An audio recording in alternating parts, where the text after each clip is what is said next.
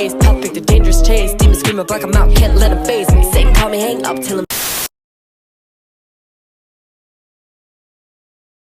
What up, Xandria? Hello. How are you, David Lampman? I'm doing well, Xandria Cross. I love it. Oh, hey! Hey!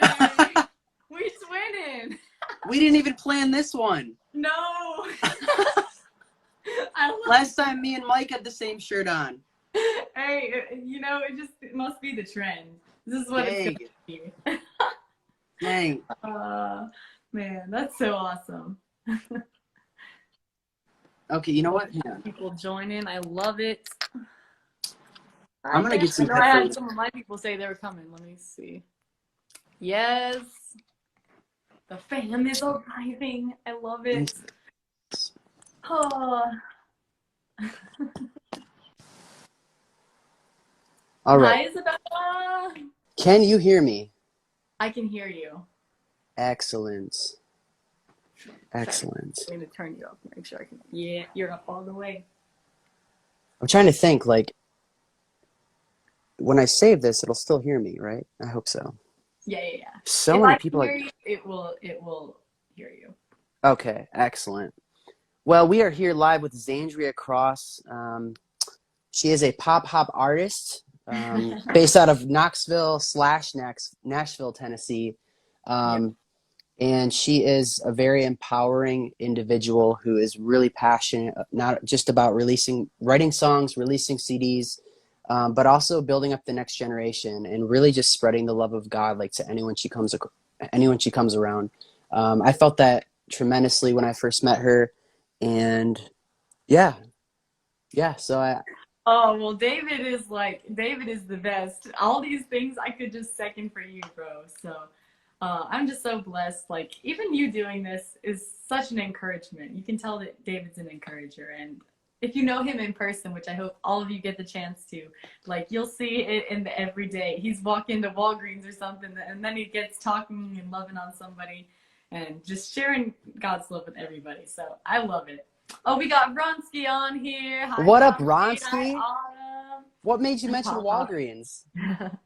What? What made you mention Walgreens? I don't know. I just like you tell these stories. Oh yeah, I got out of my car here today, and then I just got praying with this lady about this, or I went to this store, and then we started doing this. I love it. Man, okay, so I have to be careful to release all of these words, like vomit them out in order of how I wanted it to come out, because there's so many things. When I was getting ready for this interview, everybody, it was really hard for me to structure these in a way that would flow smoothly, because there's so many awesome things. So if you guys are excited to get started, why don't you drop a flame emoji? Don't flop.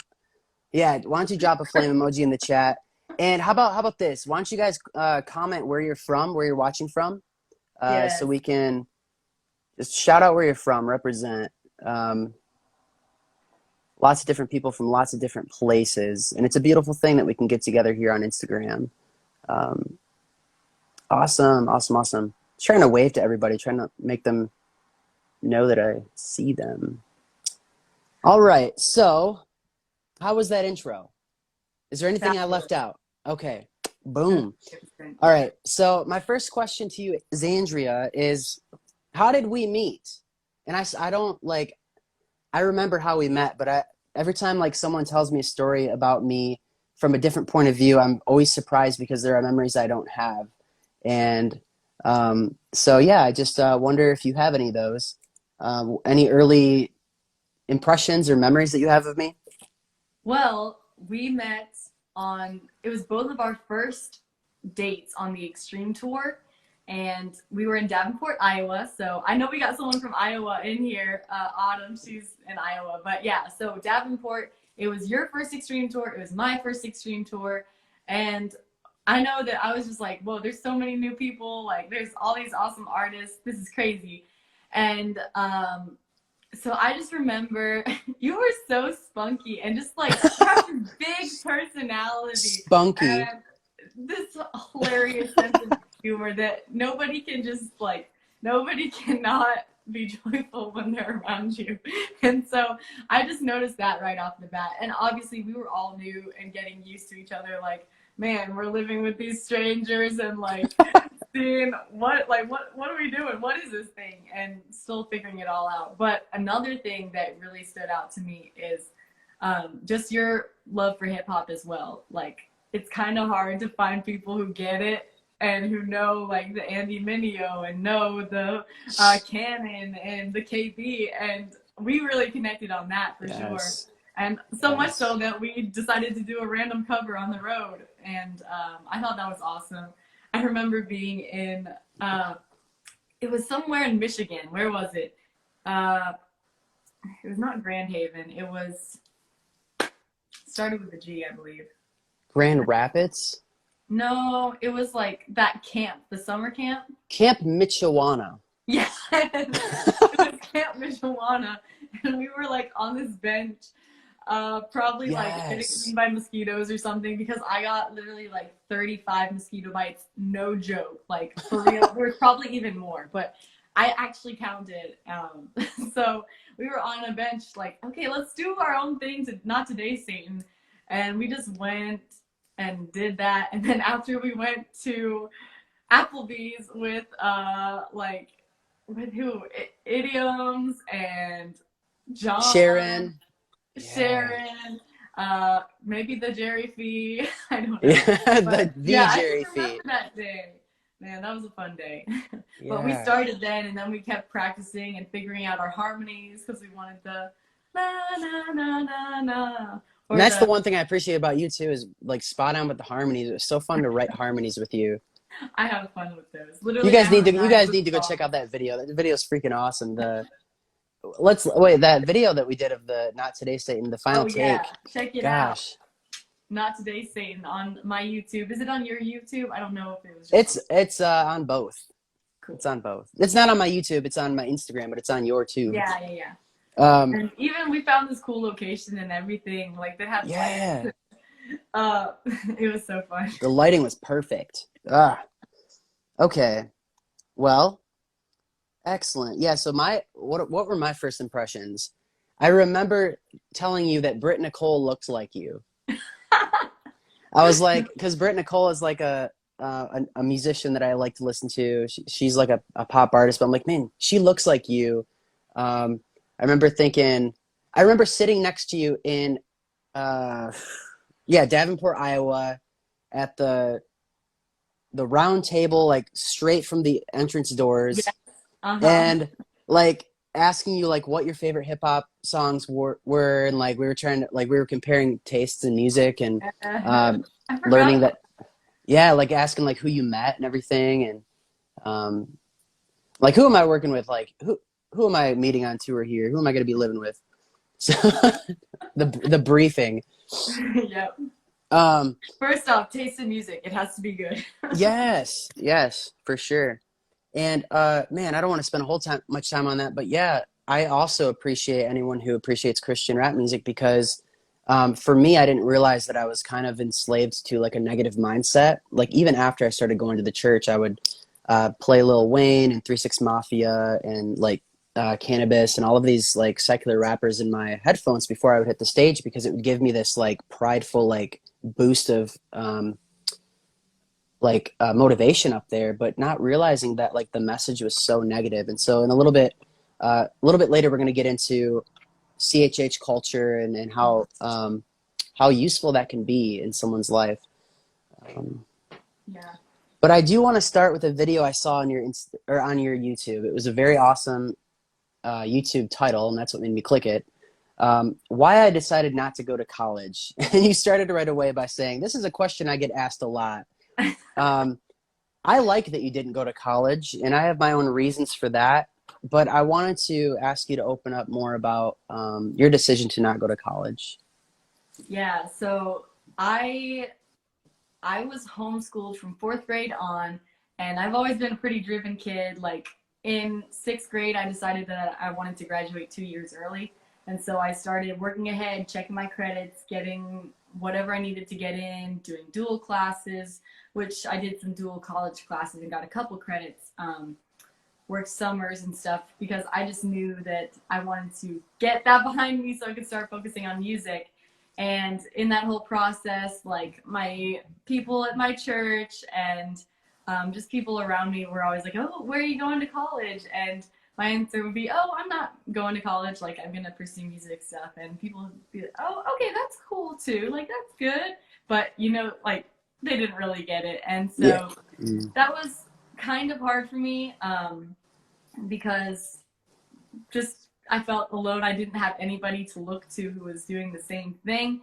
But I knew it was the right decision, and I knew it was what God was calling me to personally. Nothing against college, but I just figured, okay, at 14 years old, I was already working really professionally in the industry, getting to co-write with Grammy winners and like work with a lot of amazing people. And I'm like, going to a college where the information is so dated because the industry moves so fast, I'm going to be wasting my time and wasting my money.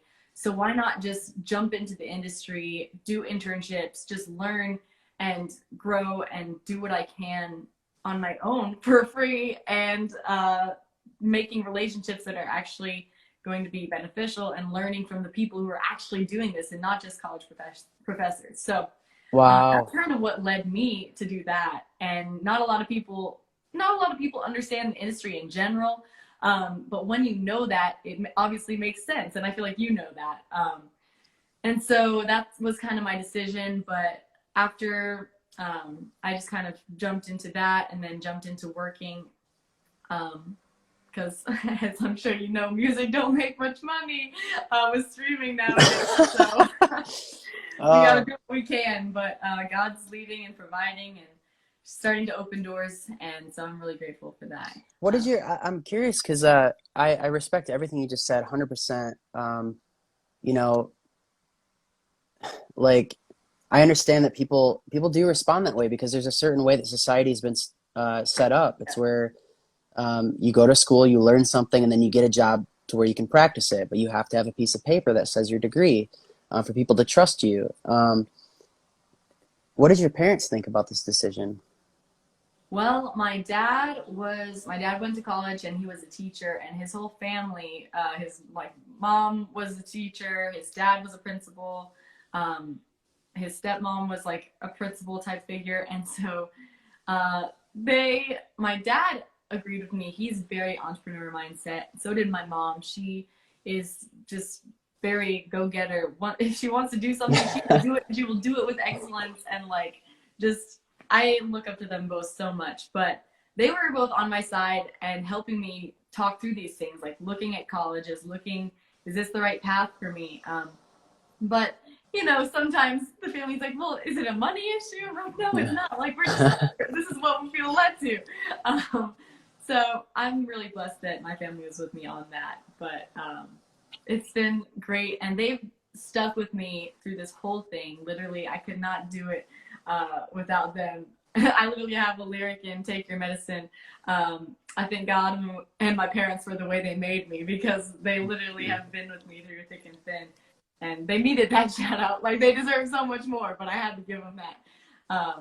And my dad, ever since I was young, going to Nashville with me, going to co-writes with me, going to conferences with me, helping me with social media management. We call him like my manager and DJ daddy, and he's literally on shows as my DJ and kills it. Like, I love it so much. But literally, they have been, I would not be here without them. So praise God for placing me in the family that he did, because he knew what he was doing.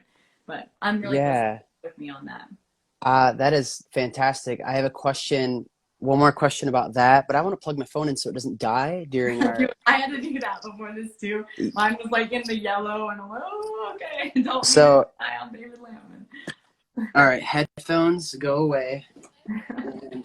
And, charge cable. I'm back, but so here's a question I have, and it's kind of an encouragement too.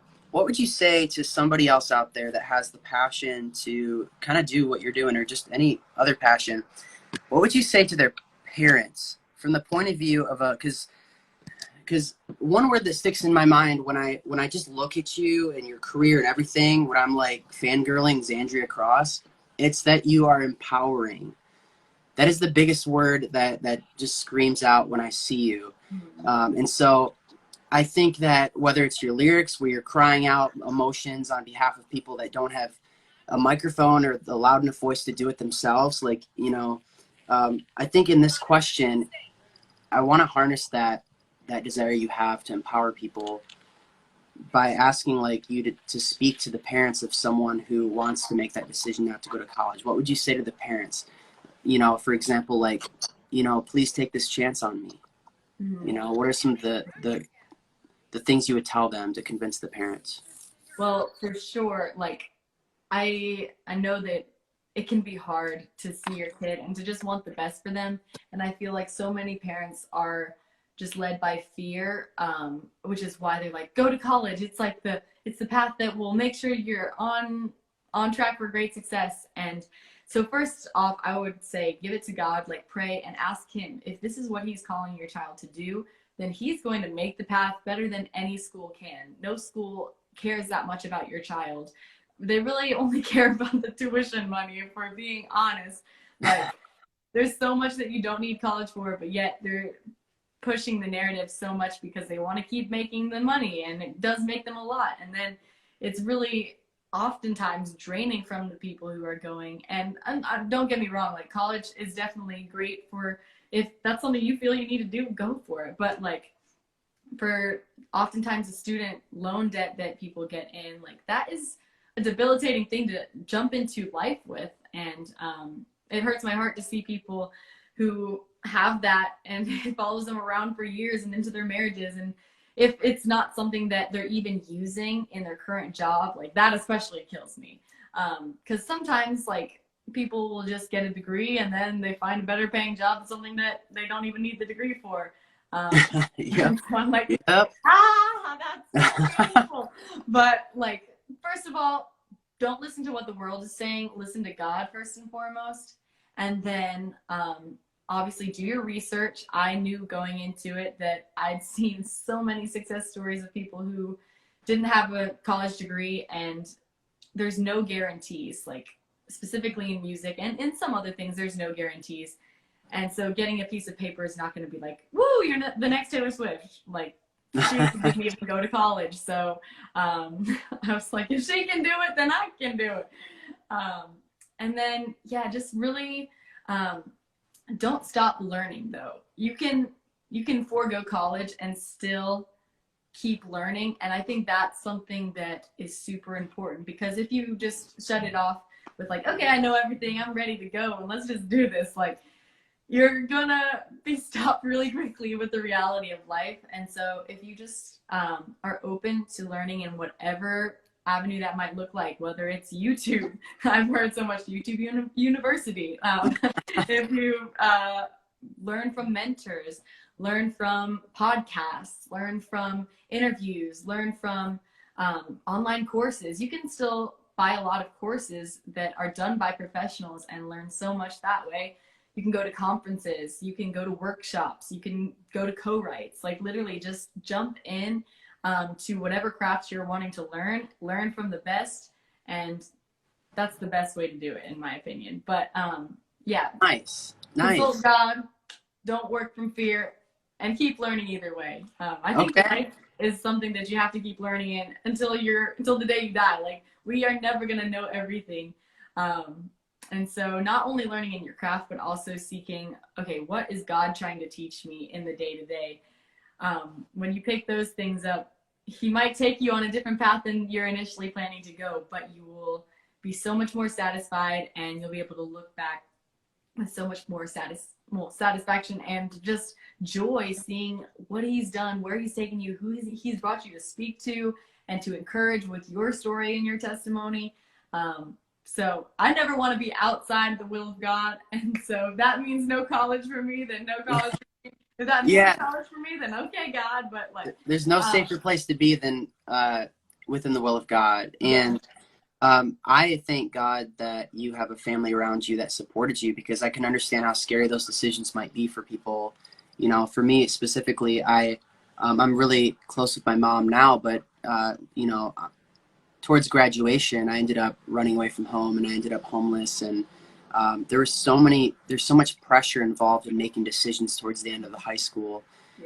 That, man, what a blessing to have a family that rallies behind you and champions behind you. And yeah, there's something to be said about having a steady group of people in place to look after you in those moments.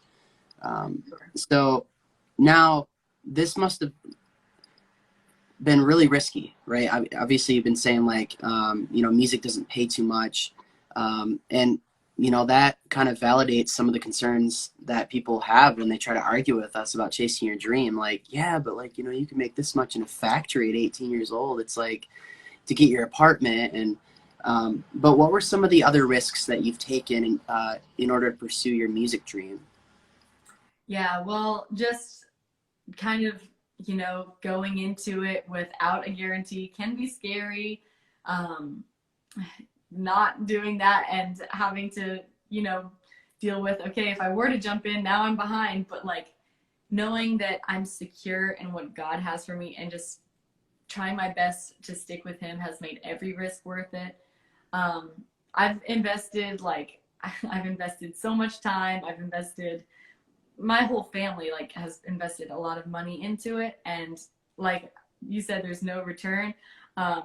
But literally, if it can touch somebody's soul, then I'd say it's worth it. So when I'm weighing the risks of, man, do I go to school? Do I do this opportunity that's unpaid, that is taking away from me getting to work a job?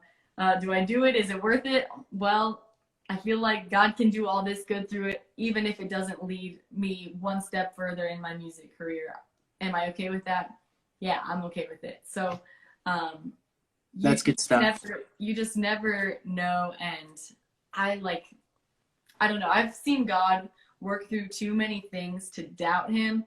And so I try and stop myself before contemplating the plan, because girl here loves control. She likes to know how things are going to go and make sure it's going to go exactly as she wants it to. And I've had to be like, okay, here's my open hands, God. You take what you want to do, and I'm going to be okay, because I know you're a lot smarter than little old me. Amen. So, Amen. That's kind of what I walk through everything with now, and especially after Extreme Tour, to see how God turned and flipped so many things for good that we would have not planned and been a little pouty about, like, oh man, it's raining today. Like, okay, we do outdoor shows. Like, so Extreme Tour, like I get excited now. For those here that don't know what Extreme Tour is, could you explain your experience on the Extreme Tour? Oh, totally. I see we got Sean Oliver on here who says Extreme Tour all day. Yeah, bro. This is awesome. Okay, so Extreme Tour is super extreme. It's an international tour that runs with artists from all over the world, and it travels this year, like with the COVID stuff. This year and last year, it's only been in the U.S. So we have an East Coast team and we have a West Coast team. But it is a tour that just goes out, puts on free shows in communities, and just spreads the love of God. We play a bunch of fun music, all different genres. Literally, I just got back yesterday from the Atlanta show, and we had rock, we had rap and hip hop, we had pop, we had Americana, we had metal, screamo. It's literally so much fun. And there's something for everybody. So we just want to make people feel welcome and let them know that they're loved, and let them know that we care about them, encourage them in whatever way we can. And it is literally the best time, and the best people too. So dang. Yeah. So we met in 2020, and a lot of people, when I tell them I went on tour nationally in 2020, they're like, oh, with COVID, like how'd that work out? Like, what a crazy year to tour. I think that it was needed more than ever. And, one of the things I realized as I was traveling around the country with you guys is that, yeah, there's a lot of people struggling, but it's quieter out here than I thought it was, because my eye and my mind was so hooked on the news and what was going on around the country that I didn't see much of that. I saw the love of God, and I was very surprised. And so I didn't know how to answer that question that I just asked you, like, what's Extreme Tour? Like, how could you tour during COVID? Like, I was just like, man, it's indescribable. Yeah, that's so true. And literally, I feel like going out in such a big world crisis, like we were able to have an easier connection and easier access to these hurting people because they were so lonely and because they just didn't know what was going on, and everybody was just unsure of what was going to happen, were we safe, all that. But being able to spread love and hope and connection with people, like human connection is so powerful.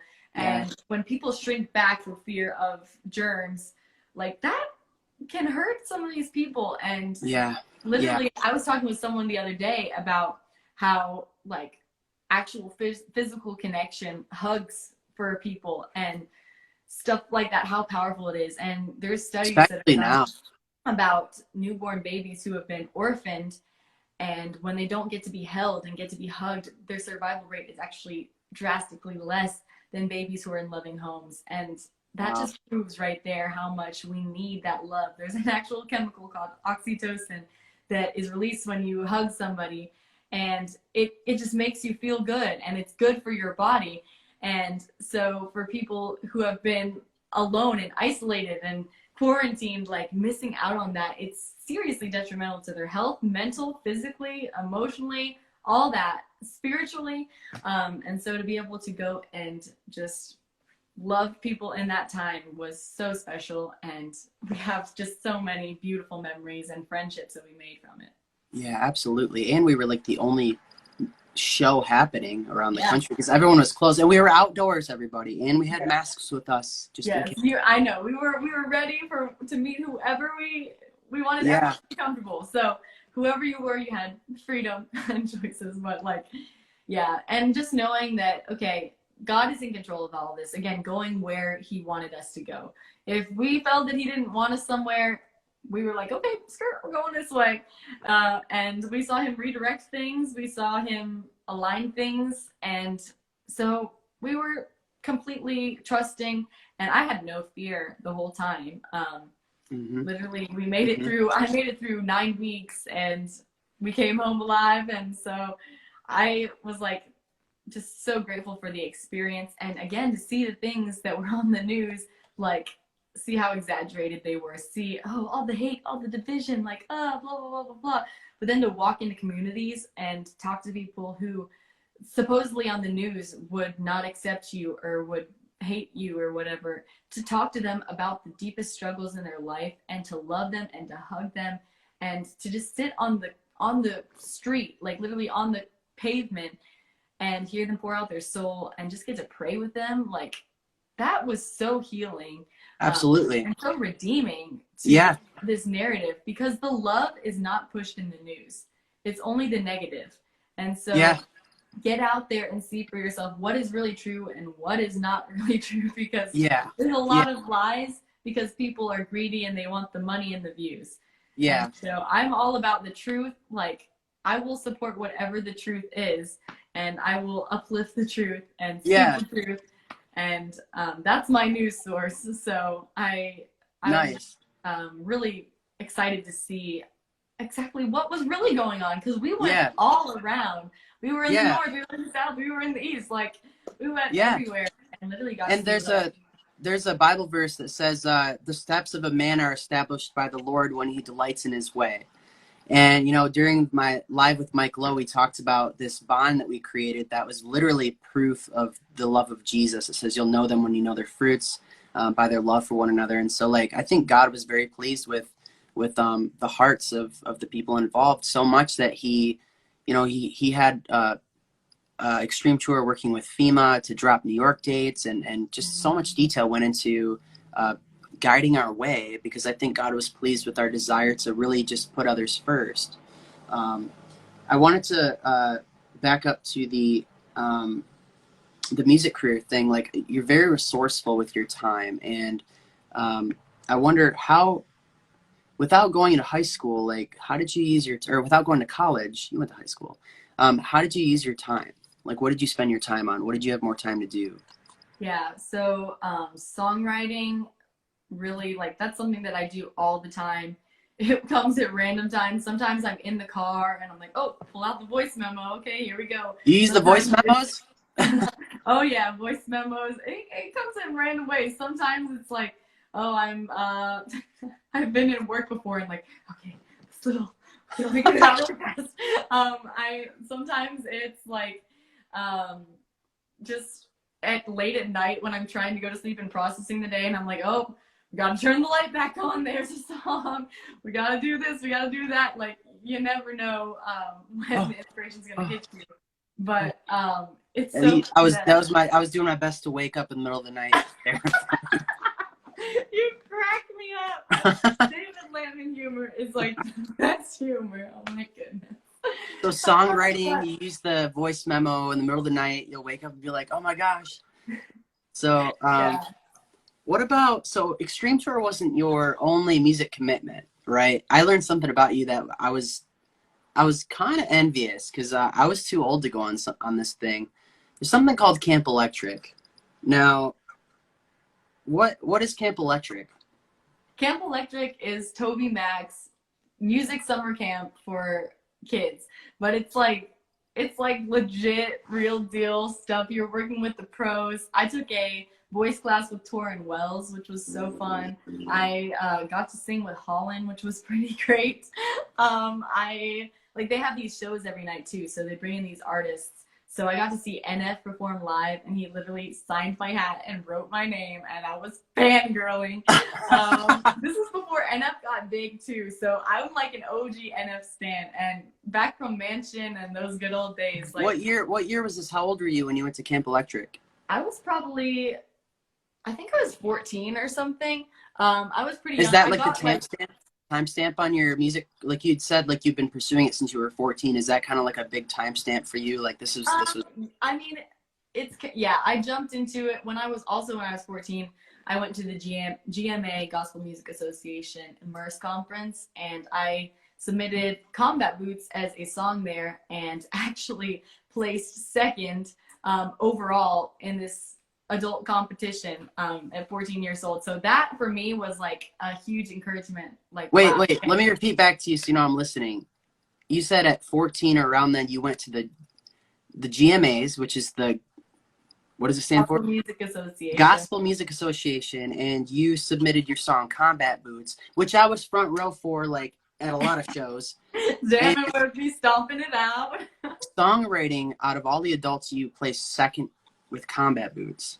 Yeah. That's awesome. And what's crazy is I didn't even know what the word Don meant. Like I wanted to do a cover of it, and like yeah. But why not first place? Who the heck was first? Oh, it was so good. It was this guy named Ryan Kennedy, and he had this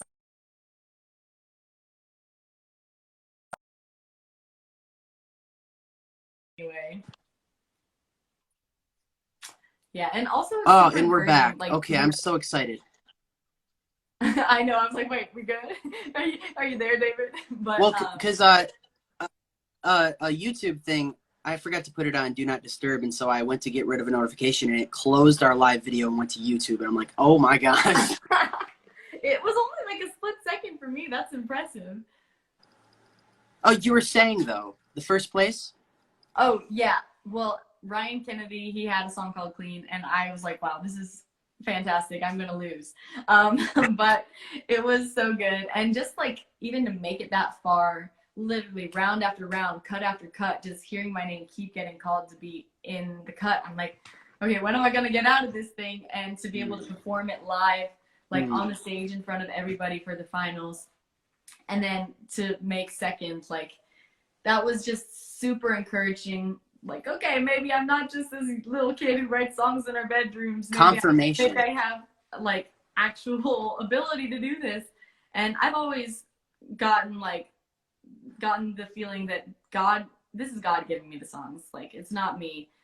It's a gift that he's given me. And so I'm grateful to just wield a pen and write whatever he wants me to say. I've got more topics. I can't even get back on track because this conversation is so interesting. That's confirmation. I mean, there's these, God will do stuff like that. Some things will just come very easy to us. And if we don't pay attention to those, we might miss out on God's calling. And I think that was one of God's confirmations in your life, that this isn't just a desire. I think you think this too, right? This wasn't just your desire. Like, this could be God's plan for your life. Would you agree that was like a confirmation? Oh yeah, and I've had several. Like I've wrestled with like, is this something that I'm supposed to be doing? It's hard to stick with it and to just play to nobody and to not get feedback on stuff that you pour your heart and soul into. Like you have to work through it. And as an artist, you get so many, like you get so much rejection. You get you get basically, it's hard. But Yeah. and especially as a young kid, like I started writing songs before I could even write words. Like I would draw pictures for the words and little squiggles for the ups and downs of the melody. And I've been at this a long time, my whole life, singing Baba Black Sheep and like the I Don't Want to Be a Sheep song from Sunday school and the ABCs in my dad's studio, like ever since I was really little. And so this is always something that's been a part of my life. And there have been times when I'm like, okay, is this really something I'm supposed to be doing? Do I need to veer off the path? Then I can also kind of get tired of things and distracted and bored. As a kid, I was always one thing to the next. But for me to be able to be with something this long and to still feel like, nope, this is what God has me doing. And to see over time, over like the commitment, him working through the songs and him reaching to people with it, and to hear, wow, that really encouraged me, or to use it to go into places that are dark and bring a little light. Yes. Like, that's why I'm like, okay, I got to do this because I can't do anything else. I can't go work a 9 to 5. That's not for me. That might be for some other people. But when he's giving me this, I just hide it and bury it. I'm not going to bury the talents. Amen.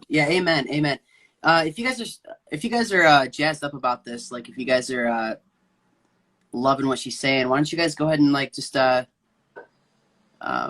a, what is this emoji? Is it pray or is it thank you?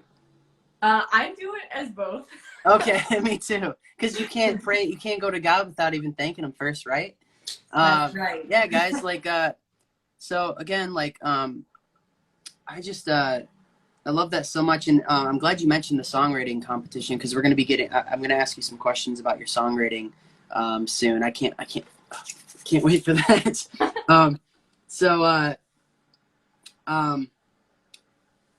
Yeah, so you've been investing in your craft. Like you decided not to go to college, but you didn't squander your time on this earth. You actively sought out things that you'd be able to use towards your music career, and things that would give you a good return. You said you'd studied with Torrin Wells.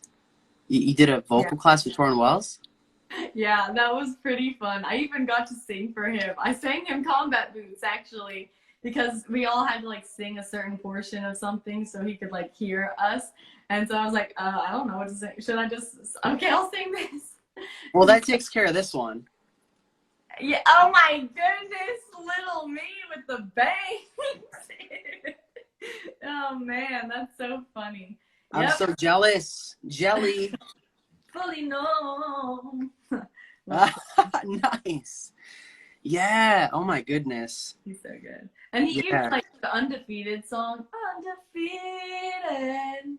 There's no stopping us. I feel like you would kill that song. You should cover it. Someone told me like I should actually. Mike told me, he's like, I feel like you're like a Torrin Wells type vibe, but I always still say Justin Timberlake though, because I still tell a difference between Timberlake and Torrin. But like I love Torrin Wells because I listened to him when he was in Royal Taylor, and that band was amazing. He kind of had like a rap rock pop thing going, and then when he went solo, I was a little bit hesitant to listen to him because it was like more worshipy. But then he started doing his YouVersion Bible study, and I started like really recognizing, I didn't know he's from like an hour and a half away from where I live. Oh really? Yeah, he's from Flint, Michigan. So he came to Muskegon, and he was I was front row at Unity Christian Music Festival with him and for him, and he was singing Jesus Love and some of his other songs with Royal Taylor. But he said, I'm from Michigan, y'all, and everyone's going crazy. But yeah, he's awesome. He's great. Cool. I really wanted to talk about how many people you can beat up if you wanted to. So how many people can you? You good? Oh yeah, I can hear you now. I don't know what happened. I got a phone call. I was like having to decline it. Oh, obviously they don't know what's going on. I'm just kidding. So hey, explain to us how many people you can beat up in a given minute if you want. So I wanted to, so you are a black belt. Yep. Is it Taekwondo? Yep. Taekwondo. This is awesome. I'm fascinated. Why don't you elaborate on this? Well, I kind of started that, like, I think I started at 14 also. 14 was a big year for me, apparently. But I started with my brother because poor kid, like, he was always put in the basketball team and the soccer team that just always lost. Like, the kids were not great, and he just is getting just so discouraged over here. And so a friend of ours was like, hey, you should try martial arts because it's based on how well you do and how much effort you put in and being the best that you can be. And so we were like, okay, maybe we'll have him try that and have him get out his energy and be able to process awesome stuff, because martial arts is great for so many different things. Working through emotions, learning respect, learning discipline, all those things, as well as self-defense. And then I was at the age where I was starting to do dual college classes, and like, I need to be able to defend myself if I'm on a college campus, you know? So I was just kind of interested because I liked Black Widow and Rey and like all these superheroes. So I'm like, if I can learn a little bit of what they're going through, then I'll be satisfied. I didn't know I was going to commit to it or anything. And then we started taking classes together, and I fell in love with it. I'm kind of competitive, so I like that aspect of it. And yeah, it was just a great way to let out energy and made a lot of great friendships at my studio. And I've stuck with it. So it's a fun thing. Awesome. Thank you so much for elaborating on that. Like, yeah, like on tour, you even like do these spin kicks on the stage, like at certain points. And I'm like, do that again. I got to get this on video. I got to get a picture of this. And so I'm glad that we went to 6 states together so I can get some of those pictures. But yeah, it's crazy. You're so vertical with your kicks. Yeah, I think it's fun to add stuff that people aren't expecting, because then when they're bored, they're like, oh wait, what was that? Yeah. And a lot of my songs are about fighting. Like, I don't know, I've just got this inner warrior who always wants to come out. And so to express it not only through my words, but through my actions as I'm singing is pretty fun. Again, such a great example. I mean, like, of how empowering you can be. There's so many people out there that, you know, I'm not aware of, you know, some of the therapy involved in Taekwondo or much of the discipline. My mom actually was in Taekwondo when I was younger, but I never, that might be a conversation for me and her to have, to see what kind of things she enjoyed about that. But there's got to be some people out there that have that itch to want to fight, you know, something in their life, some personal struggle that they have, and to be able to vent emotionally with fighting. And yeah, that's so cool. That's so cool. And your family was behind you in that too? Yeah. My whole family started taking with me, and then my mom and dad like hopped off. They're like, well, you guys stick with this. But my poor mom, like, her back isn't always the best, and so we're like, you don't need to hurt yourself. We'll teach you all the basic, you know, self-defense things, and then just have training. So, and it's also a pretty long journey to black belt, so I don't think they were ready to do that. Yeah, that's freaking awesome. So good. Okay, so you're just how old are you? I'm 19. 19. Okay. People like never ask a woman how old she is. It's like, I don't care. I'm interviewing one. But like, you're multi-talented. You've got a lot of different canvases that you're painting, and I mean, you're not a painter, but it's an analogy. You could be a painter. Are you a painter? I mean, I do art sometimes, but it's not like often. Okay. You have a business of your own, correct?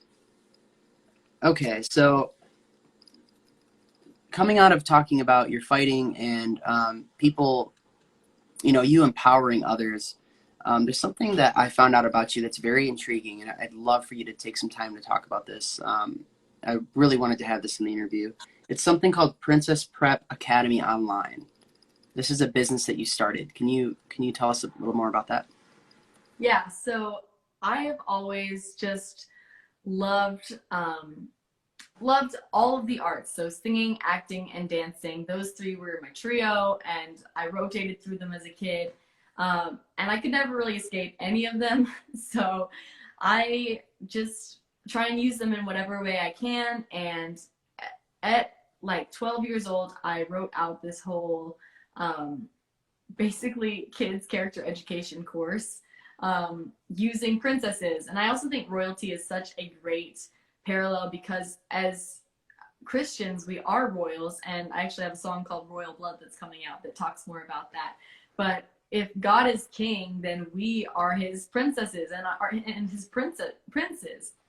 And so I think using that parallel to teach kids is really special because what kid does not love all the princesses and love wearing a crown and dressing up and being fancy and feeling special? And so to use that as a way to teach them and also teach them the character traits that their parents try. But, you know, sometimes parents don't always have the crown and the glitter to get their attention.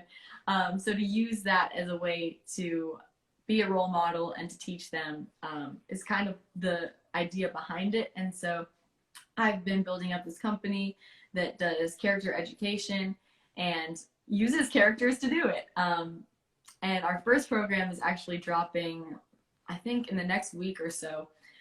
It's ballet with beauty, and it's this whole pre-ballet course for young kids to learn the basics and dance with a princess, dance like a princess, and just basically have fun learning at home. It's also great because it is something that they can do virtually that's healthy and that's feeding them. A lot of the kids shows, like, they are way too stimulating, and they promote violence, and they promote just not honoring your parents and prideful things. And so I wanted to also offer videos for kids that are positive, uplifting, and leading towards godly values. So I'm creating a bunch of things for that that parents can give to their kids to watch and teach them at the same time. And just uplift them to be great princesses for God. So that's kind of what I've got going, and it's been so fun to work on so far. I actually got to go to a homeschool conference in the spring and debut it and meet with a bunch of kids as a princess, read story times, talk to parents, and just hear the feedback. And it was really cool to hear just how excited people were for this. So I'm excited to continue launching more programs. The first one drops like this week. So I can't wait to see how people like it and see kids start using it. That's so cool. You know, I can't wait to get into this topic, and it's appropriate to get into it now because it seems like you said there's a song attached to a lesson, and there's a song called Royalty, and you're trying to teach these. You are teaching these daughters of God that they are royalty, because let's be honest, like, this world is trying to convince us that we are anything but that. But it seems like you have a great understanding, from my point of view, a great understanding of, like, not just releasing you're releasing a theme. And when you release a theme, you're attaching a song to it, a lesson to it. There's so much attached to the things that you're releasing. I love that about you, that you're doing so many different things, focusing on one topic. Would you say that that's intentional on your part? Is it like a marketing technique, or is it just is it like, I have to get these things out of me, like I have to express this type thing? Yeah, I don't know. It's not like a marketing technique. It's just my passions are coming out because I love princesses. Girl still watches Disney princess movies, and I'm not ashamed of it. Like, me and my friends geek out over stuff like that, and sparkles and crowns. And so I mean, I always incorporate that. You know, my sparkly shoes, my sparkly, like, makeup and all of that. I incorporate it even when I got my gangster style too. And so it's just something that's kind of in me. And then just my passion to tell people where their worth comes from. That's what the Royal Blood song is about. It's about no matter what you've done, no matter where you are, no matter who you tell yourself that you are, or who others have told you that you are, none of that matters. You are worthy because God says you're worthy. God created you. And that is never going to change. Nothing can alter that. No matter how hard you try or how far off the path you go, you are still a royal. And when you live from that point of view, things change and things shift, and you have authority over the enemy and authority to do great things and to lead and to just help encourage others. And you can see things so differently. And that's what I've experienced in my life, being one who is a people pleaser and being one who tries to prove my worth, like through the things that I do and through the accomplishments. I have to remind myself, no, it's not because of anything that you do. Whenever you fail, whenever you fall short, you were saying earlier, you're just a go-getter and like you just never stop. But there have been times where I've gotten distracted and I've gotten discouraged, and I'm like, man, I am not dedicating as much as I should to this. This is what I want to do. This is what I'm most passionate about. And yet I go and sit on Netflix for 2 hours. Like, why am I doing that? Why am I self-destructing? And if I let that get to me, like, it's going to limit my ability to do kingdom work. And so I have to remind myself, you know, every mistake is just a way to learn how to not do it. Like, I'm learning in the process, but sometimes it's going to take that. And it's okay if you aren't always on it, if you aren't always on and killing it. Like, that is okay. It's human. Perfection is not attainable. The only perfect person was Christ. And so if you want to reach perfection, this is something that I was just thinking the other night, like, the closest you can get is to follow God with all your heart. And it's not even about finding perfection, but it's about just finding what you're meant to do. And I think when you follow Christ, then you just experience so many things that are satisfying and out of control, because you aren't holding on to it until your knuckles are white. You're opening your hands and saying, okay, whatever you got, like, it's better than I could do. And so I've experienced that time and time again. And that's what Royal Blood means to me. I kind of got into the song. It's not even out yet. It should be coming out hopefully soon. The track's done. I got to re-record the vocals because they were just demo. I love that so much, because you're hesitant to use the word preach because it's got a bad rap, but you're inspiring me with what you said. Thank you. Because because I didn't go on tour this year, and I want to go on tour next year. And so I'm like, all right, starting now, this is the plan. I've got like 7 songs that are finished. I'm trying to get together a budget to go into the studio and do all of them. And I'm like, you know, I want to get these interviews out and get to talk to you guys, and planning a music video and stuff. And, you know, sometimes I'll fall asleep to YouTube and or waste so much time on YouTube on things that have nothing to do with my music. And so I often do look back at those times and I'm like, man, Lord, I squandered that opportunity, not being wise with the time that you've given me. So, but I like that you said it's okay, you know, we're human, and you know, God is patient with us, and I'm so thankful about that. Praise the Lord. Huh? I said, praise the Lord, because I would be over myself if I was him. Get it together, Xandria. Yes. Get it together, David. So, Princess Prep Academy Online, amazing. You are, not only have you, if you're just joining us, Xandria Cross, at 14 years old, started pursuing music. She decided not to go to college. So, like, by the time she was in college, she had already been writing with Grammy-nominated artists and, you know, performing all over the place, but didn't go to college. And so this was able to give her more time to invest in her passions. And it really helped to have a family around her and a team to support her and to encourage her. And what the biggest help was that she was more concerned about what God wanted for her life than and even what she wanted. And so, I mean, that's really what success is you know, being what God has called you to be, and succeed in that. But she went to Camp Electric. She's been able to, do extreme tours. She's been able to go to these like vocal workshops. And you went to Centricity, I saw. Yeah. You want to tell us about that before we move on to your clothing brand? Yeah. So I think it was through this workshop with Full Circle Music. It was like their first boot camp thing they did. I got to meet John Mays, who he's just amazing. I love this guy. He's the A&R for Centricity Music, and he just has the best personality. He's so funny, he's so kind, and just so genuine.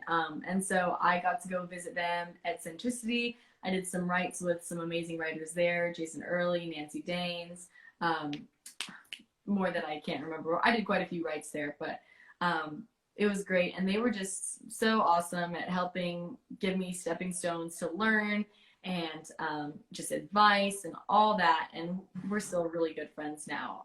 I love going and visiting John and just seeing what they're up to. And it's really, really great. But they're also killing it. That's where Lauren Daigle is at, and a bunch of awesome artists. And so it's just cool to hear like the behind the scenes and how things are going and how things started for these people.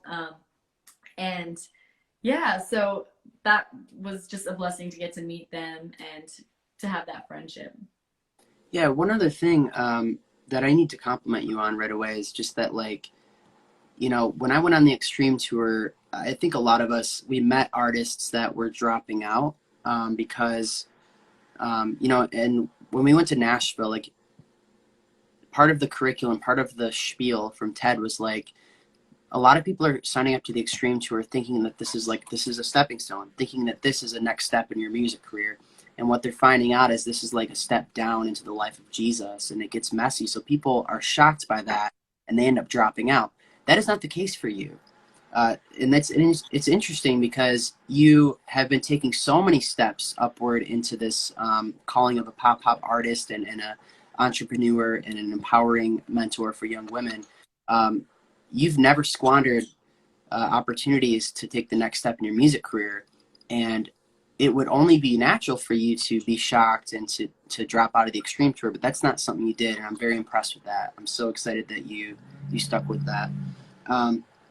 So I am wearing this shirt called No Strings because you have a song called No Strings, and I got this from you on tour, and I had to bust it out. It's crazy because like we did not plan this, like, and No.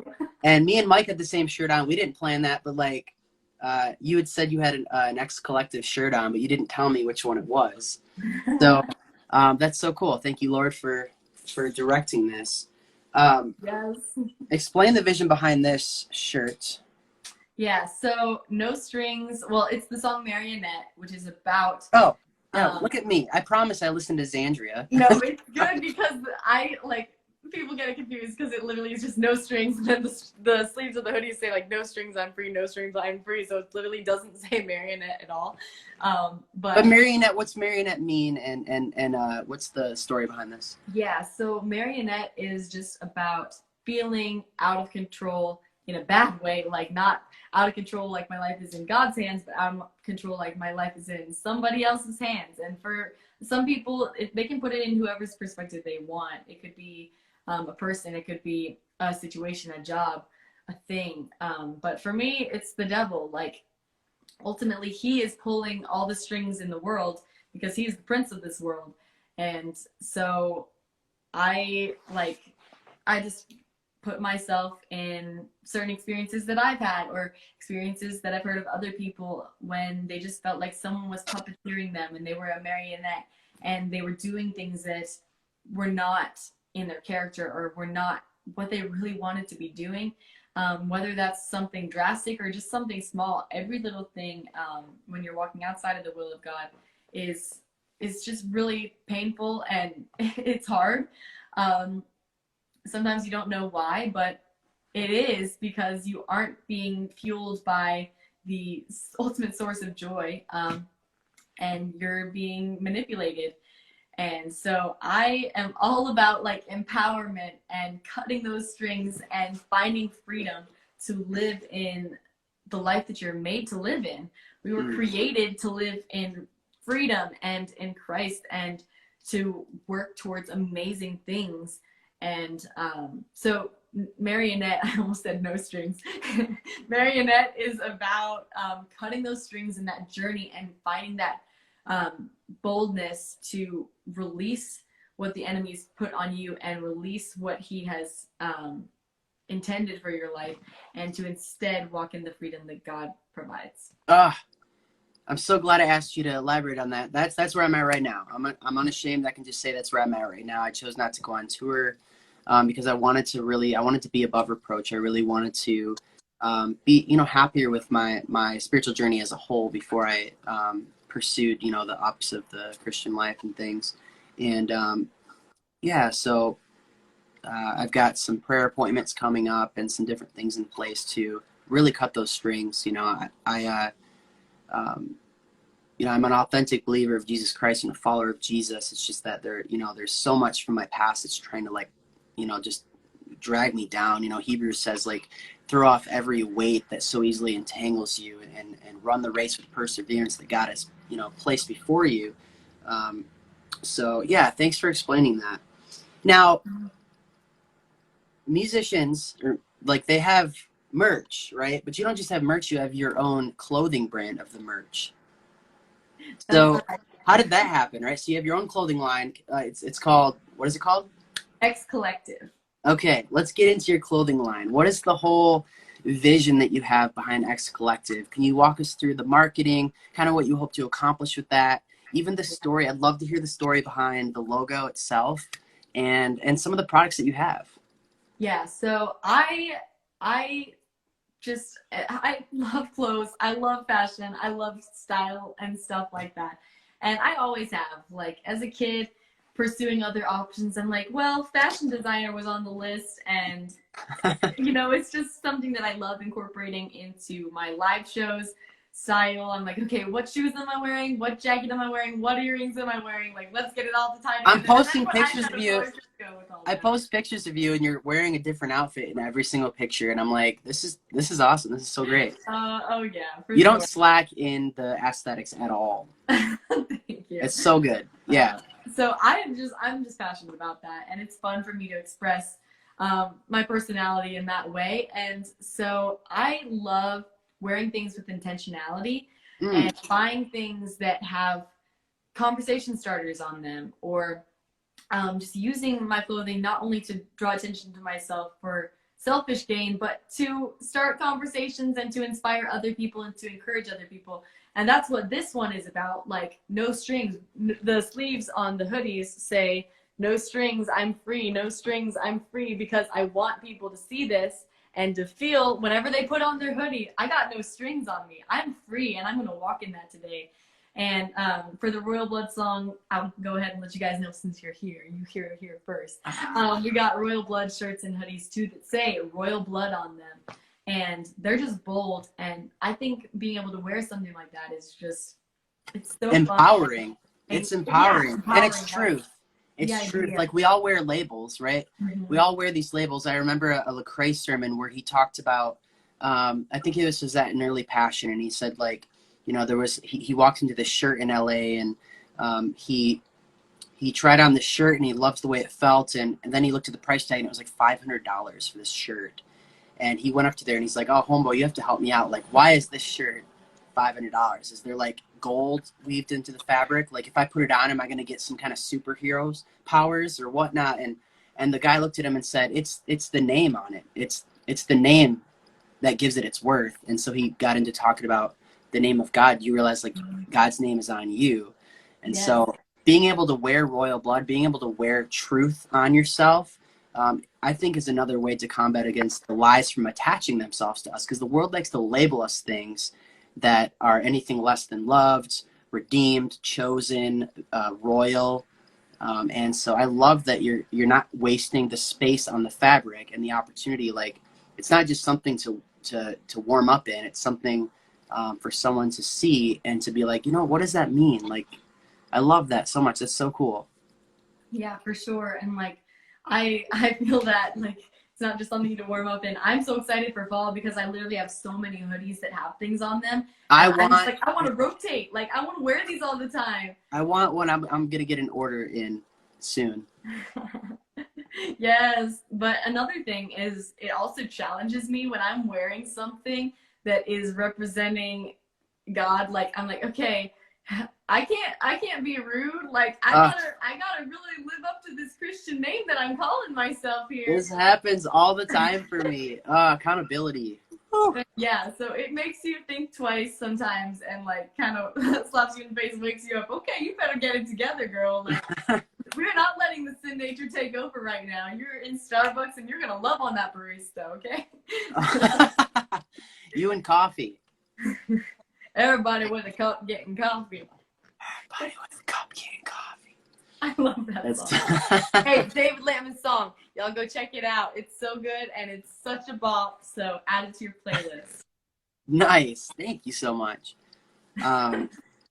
XC. On the hat, I saw you had these Boss Trucker hats that say X.C. right? Yes. What is that? What's that stand for? Is it Xandria Cross? It's not actually. It's how Jesus Christ is represented in iconography, and in Greek, Christos is the basically translation of Christ. And so that's actually what the XC is for. And so that's another thing in the Xandria Cross and in the X Collective. And there's other things behind X Collective too, but specifically the XC, whenever my dad's wearing the XC shirt or hat, his DJ Daddy, like, people think, oh, he's repping his daughter, that's cute. But no, like, he's repping the one that we serve, which is Christ. And the dots and the dashes are specifically a part of the Greek writing, which is what the symbolism is behind that. So it's pretty cool. It's kind of subtle. Like, sometimes I don't wear them because I'm like, oh, that kind of, like, if I wear it, I feel like it's weird because people are thinking, oh, she's just repping herself. But, like, it's cute when he wears it because they're like, it's a good conversation starter, you know? Yeah. Yeah. Absolutely. That's a great example of that. The X Collective is also just meant to be a community, because I don't want this to be, oh, this is Xandria Cross's merch. Like, no, this is for people who love making statements and love boldly declaring things on their clothes and love coming together and uniting and supporting the same stuff. And then I'm hoping to, I've kind of had a lot going on, so I haven't been able to do as much with it as I want.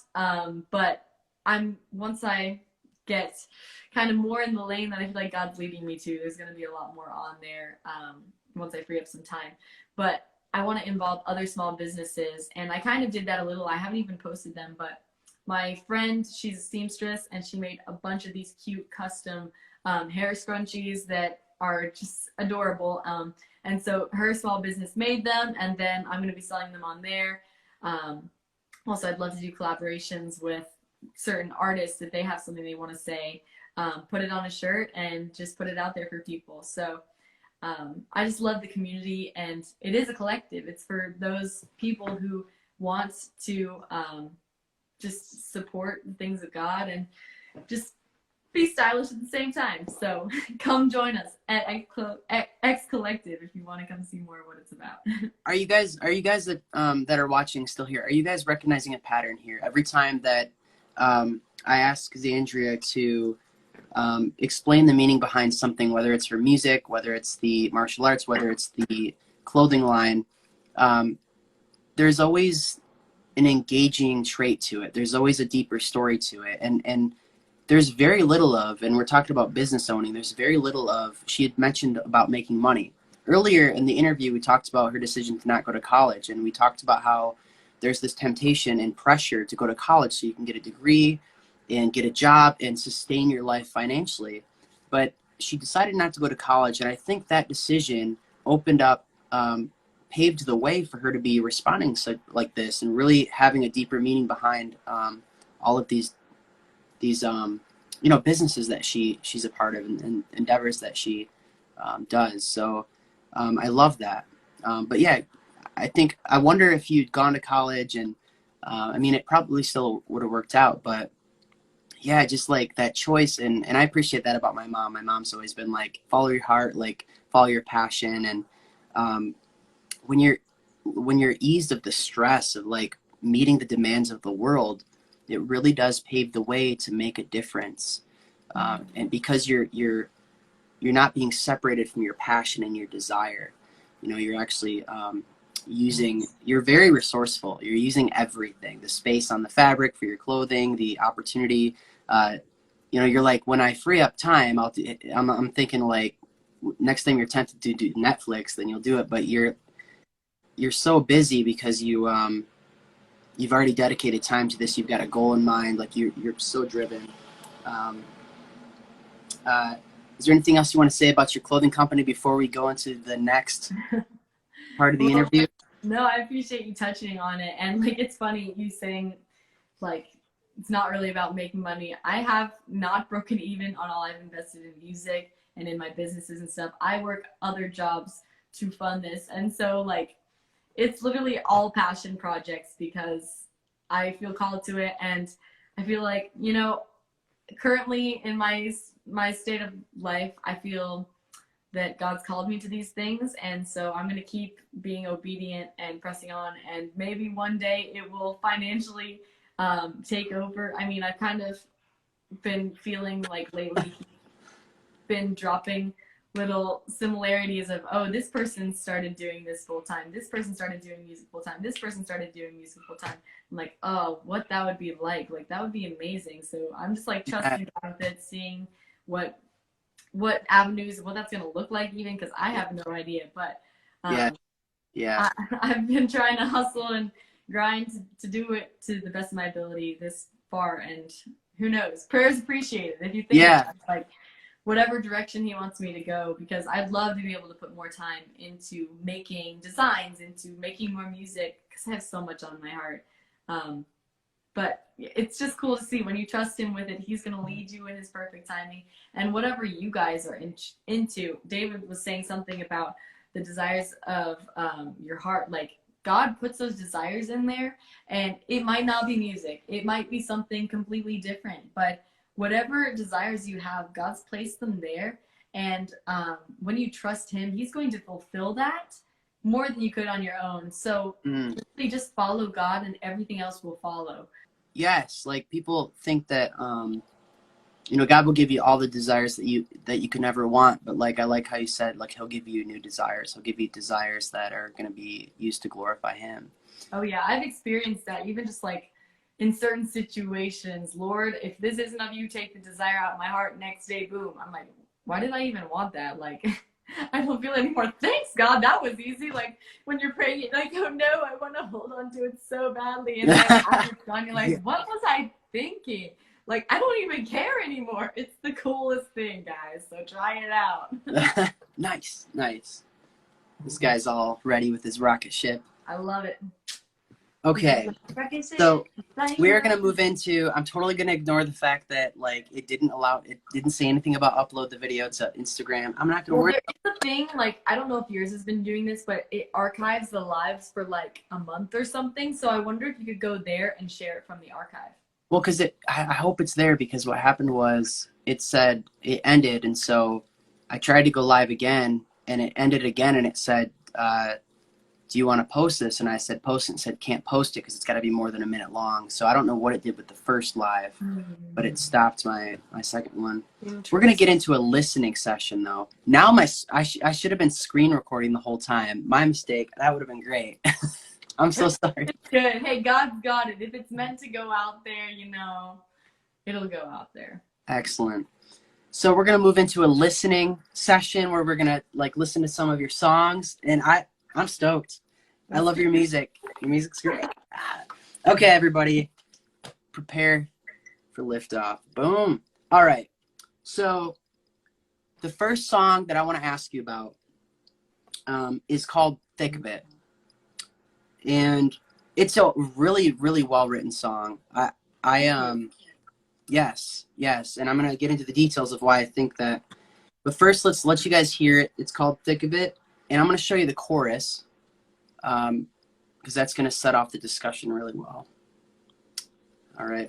What's the volume at? I can be sailing through your storm. Look at me and know that you'll come out unharmed. I know you're sick of it when you're in the thick of it. I can be sailing through your storm. Grab my hand and I will pull you to the shore. You're not alone. We'll fight together till the end, through the thick of it.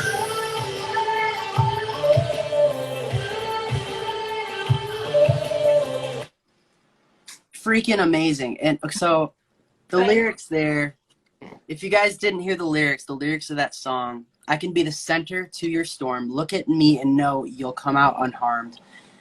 I know you're sick of it when you're in the thick of it. Okay, the rhymes are there. I can be the center to your storm. Grab my hand and I will pull you to the shore. You're not alone in this. We'll fight together till the end, through the thick of it. That is a meaty chorus. And if anyone knows about songwriting, or as just a listener, the chorus is the main idea of the song. It's where you really want the information that's going to hit home to someone, your message that you want to get across. And, you know, it's a well-written song, and I'll tell you why. A good song is a chorus, which is the main idea. There's a big idea here. And for me, like when I was listening to it recently, I teared up. Because just I get the whole vision of Peter walking on water. His faith was so strong, and then he fell in, and then everything relied on his life relied on Christ in that moment. And so there's substance, not just a great melody, but there's substance in that chorus. The lyric placement is wise too, because like you start off with a structure. I can be the center to your storm. Look at me and you'll come out unharmed. I know you're sick of it when you're in the thick of it. So you could easily do that again if you were following a structure, but you escaped from that structure. And then towards the end of the last bar of the chorus, you ended with, you're not alone in this, we'll fight together to the end. And then you went through the thick of it right into the hook, which the hook is kind of a swirling melody, which reminds me of like a spinning hurricane. It's like, whoa, whoa. There's so much. That's exactly like what it's supposed to. So yeah. That's what I get too. I'm like, Russian water. yeah. And so like, but there's so much power in a chorus and then a post chorus, and the hook is great. And so, you know, I love that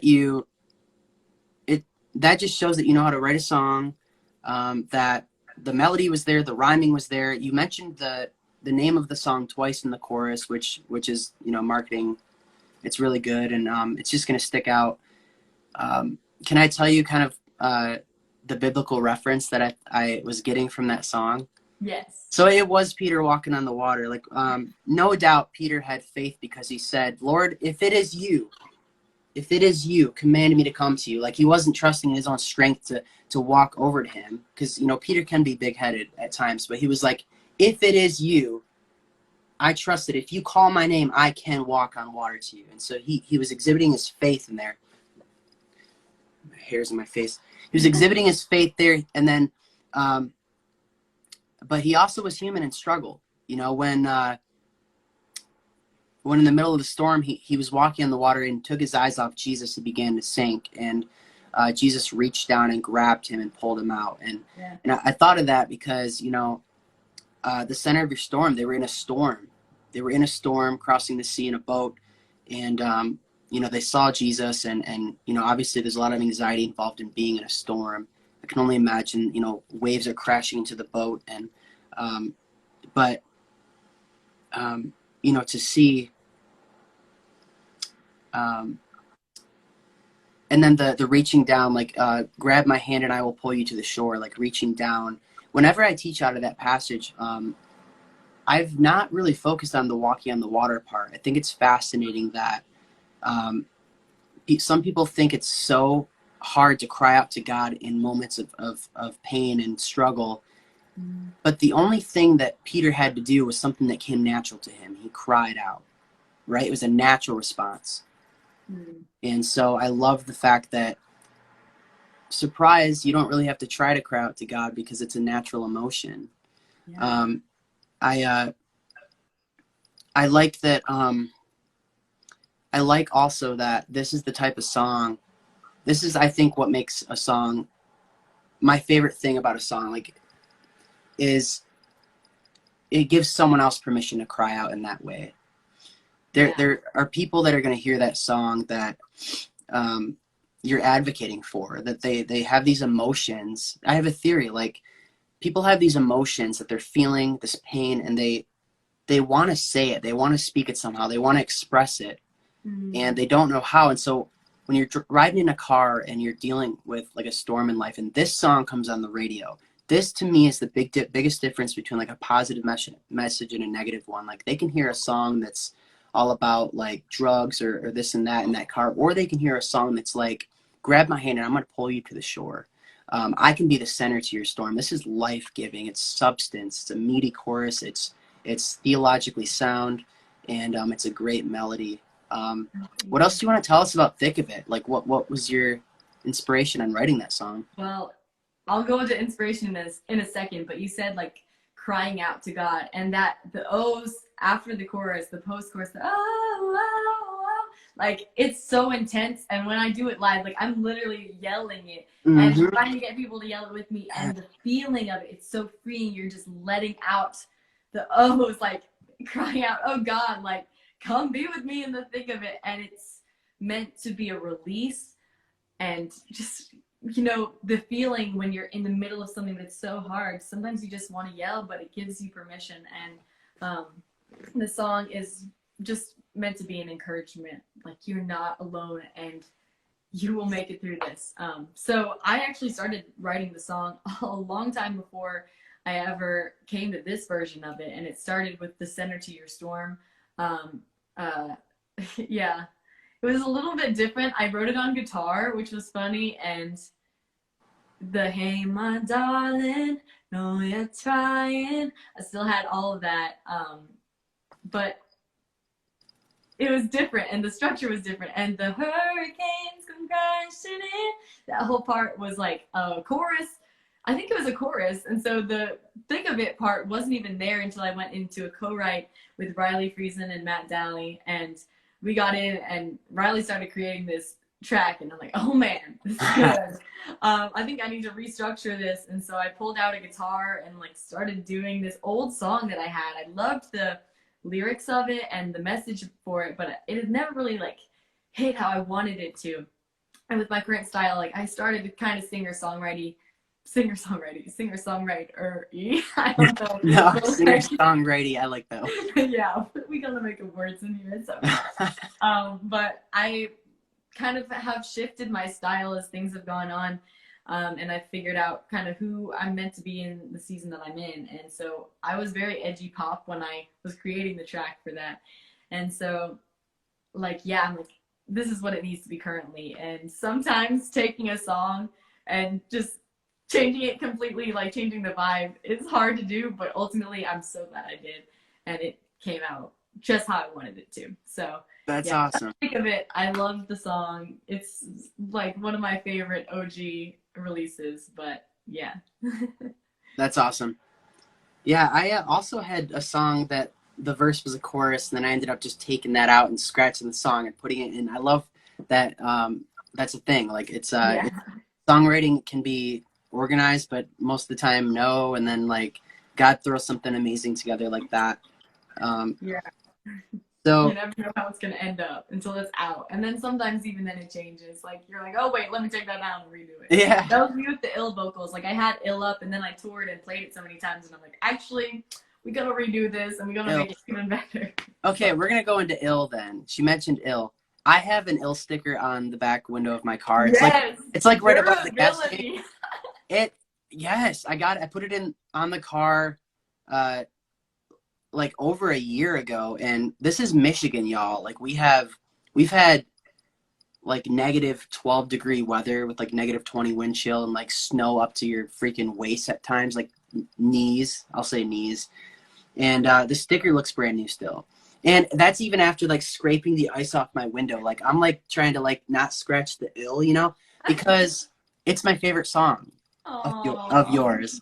And it's my favorite song because, like, we talked about, like, a big thing for me was, like, replacing secular music influences with Christian music influences.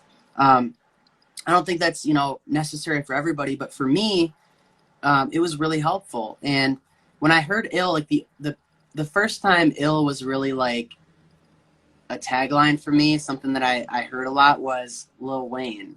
And I used to go around as someone going, MNF, I'm ill, you know, and like he like made it popular with me and my friends, like, so the idea of like, man, I'm ill, right? So, but I love the logo. I love is that a flame above the eye? It's like a just spark. Yeah, it's like I don't know. It's just this edgy like marker kind of thing. Yeah, it's so cool. And actually, if you have a hoodie of that, I'd love to buy one. I have these. I have to put them on X Collective still, but they say "ill" across the front of the sweatshirt, and then on the sleeve it says, "I do what I don't want to do. I don't do what I want to do." Yes, and yeah. I love that. You know, it'd be awesome if I can have like brass knuckles that said "ill," like in your picture. Okay, funny story. Well, I don't know if you're gonna show that picture later, so I can give you details then. But literally, it's like that. I went to Michael's and I got these sparkly letters, and then I attached them to this piece of like sparkly paper and put them on like brass knuckles. It was pretty funny. But yeah, it was literally a Michael's craft that I had in that photo. That's awesome. All right, so we're on to Ill now, and this is gonna be great. So, all right, Ill. First of all, it just starts off like freaking dubstep, hip hop, like wow, wow, wow, wow, wow, and it's like it's so great live because you're like, wait, something epic is about to happen. So it's like you're looking over your shoulder, like, bro. So like, brah, I'm so ill. It can't be cured by a pill. So, no, I'm going to back up. We're just going to play the song first. All right. I don't think that was loud enough last time. We'll turn it up like the subwoofer in your car. Let me open my apartment window real quick. All right. And I do what I don't want to do. I don't do what I want to do. So sick of these symptoms, side effects. I'm vexed, I'm so ill. It can't be cured by a pill. So dangerous it could kill. It changes the way I feel. Yeah, I'm so ill. So ill. So ill. So ill. I learned my good from bad. Happiness some days turns sad. Little things that make me mad. Don't give it to 'em, 'cause they take you nowhere good. I do what I don't wanna do. I don't do what I wanna do. So sick of these symptoms, side effects. I'm vexed, I'm so ill. That is a banger. Thank you. Banger. Sorry. Yeah. Your neighbors are like, Ill. what are you doing? Banger. It's a song. Join the live. You'll understand in a second. Yeah, it's so, yeah. See, we've got people already going crazy about the song. Here's the thing, right? You had mentioned it on the arms of your hoodie, but that's scripture. But we're not going to get into that yet. I'm so ill, it can't be cured by a pill. So dangerous, it could kill. It changes the way I feel. Yeah, I'm so ill. So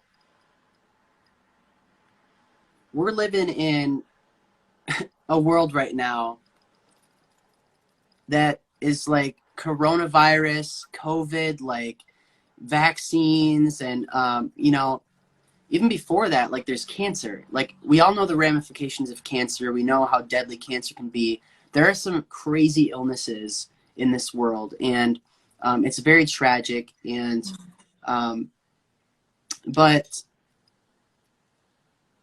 so what are you talking about in this song? Because it doesn't just say like I'm so ill it can't be cured by a pill. So dangerous it can feel. It says changes the way I feel. It says whispers in the dead of night, don't listen to them because they take you nowhere good. I do what I don't want to do. I don't do the things I want to do. it's starting to sound less like COVID and cancer. What is the song actually about?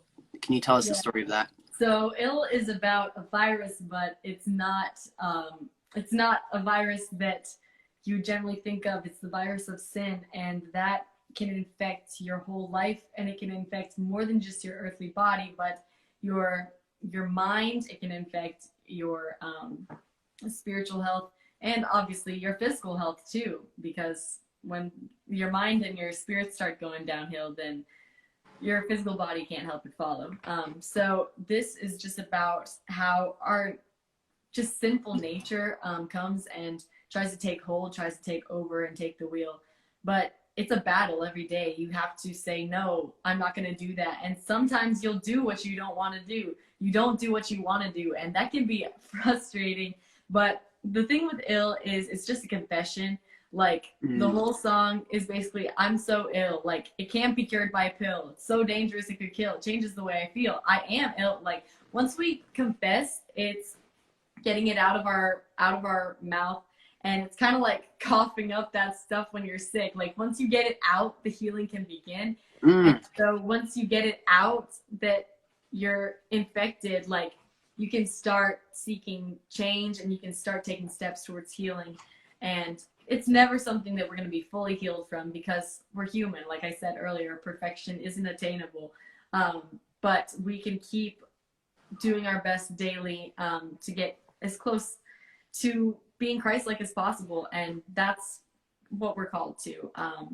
So yeah, it's just kind of like an open confession, and it's a fun one too, because it has that double meaning of like, you know, what ill means in the hip hop realm, and then what ill means in sickness, and then like pulling in what it actually means. Like together, it was a fun kind of hip hop track to do. And for my first like, you know, official hip hop release, I figured it was fun to pay my respects to the culture with the ill. So that's awesome. I love that. I love that it's not just a banger, like from our point of view and our perspective. You're very resourceful. You're not even going to waste your performance opportunity. You're actually going to write a song to where when you're on stage performing it, you're not going to even waste that moment. You're going to use that as an opportunity to embrace your relationship with God. So you said it's a confession. So every time you perform that song, you're basically confessing, man, I'm a sinful creature. Like I need you, God. I love that you're not even wasting your performance. You know, because like that's awesome. You know, I think a lot of us don't think about that. Like it's important to remind ourselves that we are sinful, that we need a savior. And I'm so prone to these things. I do the things I don't want to do. I don't do the things I want to do. Now, that was something that the Apostle Paul said, right? Yep. Do you know the reference? Oh, I'm bad at remembering where it's from. Do you remember what it's from? No, I don't, but I have Google in front of me. Yes, I can look it up. It's literally, it's like, it's right there. Okay. I think it's going to be in Corinthians. Okay. The things I want to do. I do what? No, it's Romans. How could I get that wrong? So it's Romans 7:15, Yeah. and it's where Paul is just describing the sinful nature in anybody, even if you're not a Christian yet. Like this can very much encourage you, because Christians aren't perfect, and we're never going to obtain perfection. It says, "For I do not understand my own actions, for I do what I want, but I do not do what I want, but I do the very thing I hate."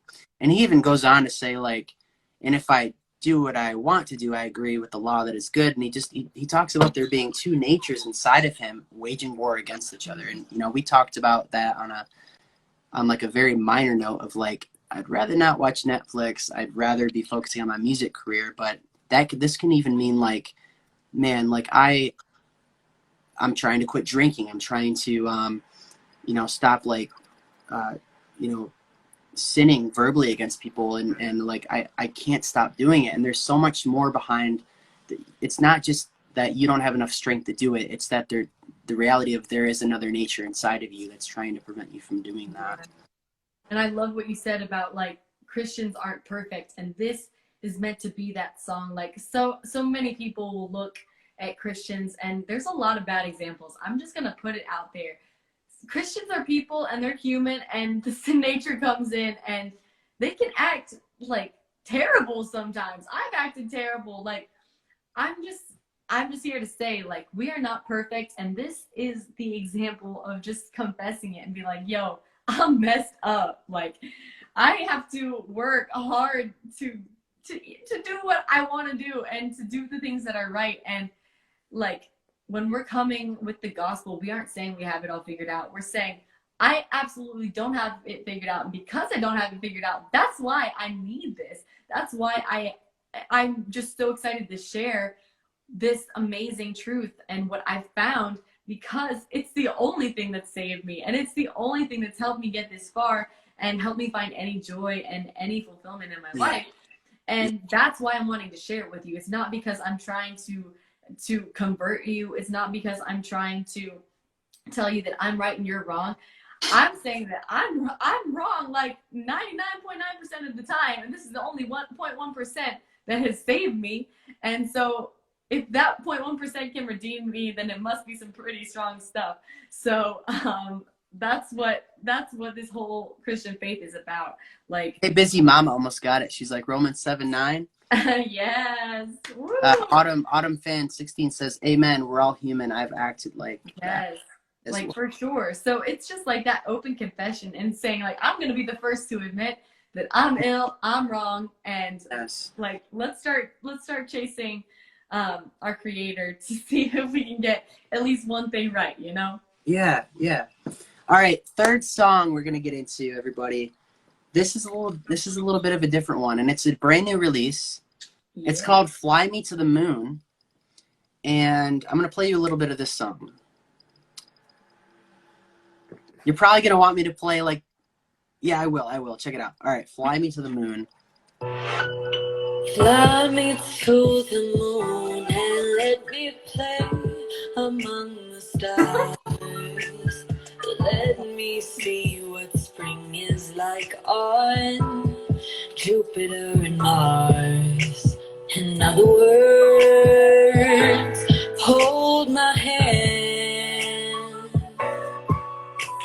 In other words, baby, kiss me. Okay, right? So that's "Fly Me to the Moon."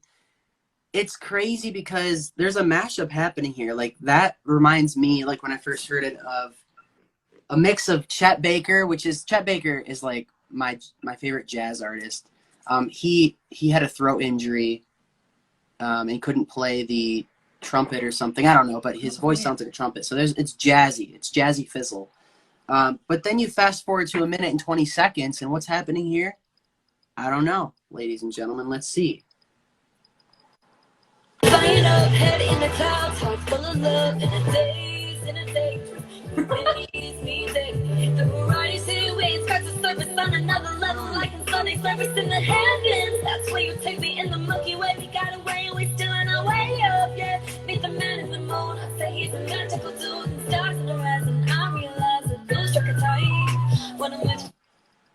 So that it gets real. So it starts off as jazz, and then it goes into like a rap, R&B rap, and it kind of reminds me of like who was my favorite? I used to listen to a lot of Rihanna, so it reminds me a little of Rihanna, but it also reminds me of Holland and Wande, V Rose. So yeah, it's pretty awesome.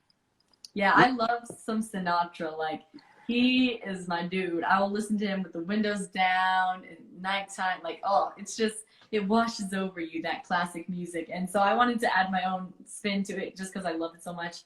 And add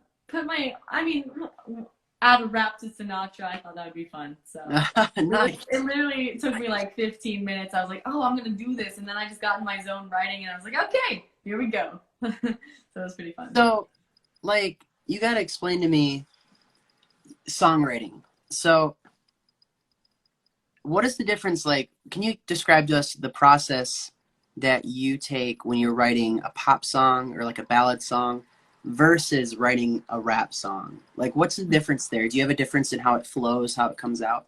So literally every song is different. I will sometimes write just from my head. Like it'll be a melody and I'll get some words to it, or sometimes I'll just have words, or sometimes it'll just be a melody. Sometimes I'll write with an instrument and start from chords. Sometimes I'll put chords when I'm coming up with it. Sometimes I'll write to a track. Sometimes I'll have the track in my head and I'll tell DJ Daddy, my producer, my dad, Hit it. I'll be like, okay, we need this sound. I'll make the sound with my mouth the best I can. Okay, we need this. Or I'll get on the keyboard and like type out the beat and what I want it to be.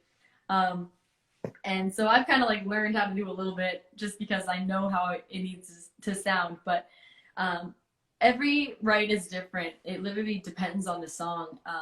And it doesn't really differ for genre, like hip hop versus pop.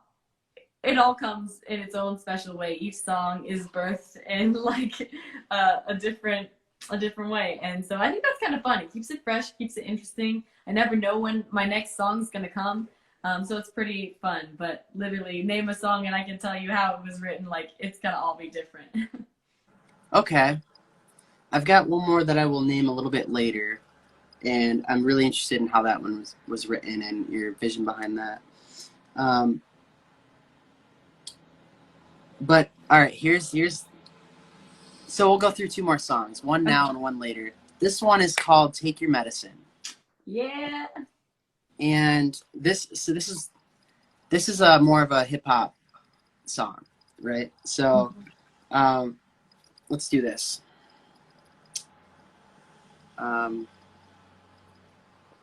Which one was newer? I mean, like this one they came out around the same time, right? Are you working on an album? Are you working on an album? I am not working on an album per se, but I have a ton of singles. The Sounds thing is, about right. I love single releases because I can just drop them quick and they don't have to be necessarily cohesive. Like Fly Me to the Moon came out of left field versus like if that was on an album, it wouldn't necessarily flow. Yeah. And I love like dropping random collabs. I have one coming up, so it's gonna be pretty fun. But like it's all pretty random, and I like it that way. If I get like a budget and a full-time like team, I'm definitely open to doing albums in the future. But for now, I'm enjoying the single life. Yeah, it's funny. Messenger came in like right when you mentioned single life. Gotta say it. Me and Messenger have a song called Voice, but this song is called Take Your Medicine, and I don't know. It's up there with Ill for me because I've been listening to it on repeat. Your rap's so good in this song. Okay. You're so ill, take your medicine. In worse shape than the U.S. citizen. I'm so high, so a jettison. Shed some light like a medicine. Just hold tight, give me stack of paper and a pen. Coming in like kinda red, kinda reckless, kinda zen. As a two, I can't consent. See the rules and I try to bend them. Y'all sleeping like stuck in rent. The days every day till you hit the end. Better set your alarm so I skip the trend. You and your friends busy straight playing pretend. If this is a game, sorry, but I transcend. On another level and it's got time to ascend. They got time to ascend. To win. You can join me, but don't drop me back where I've been. No.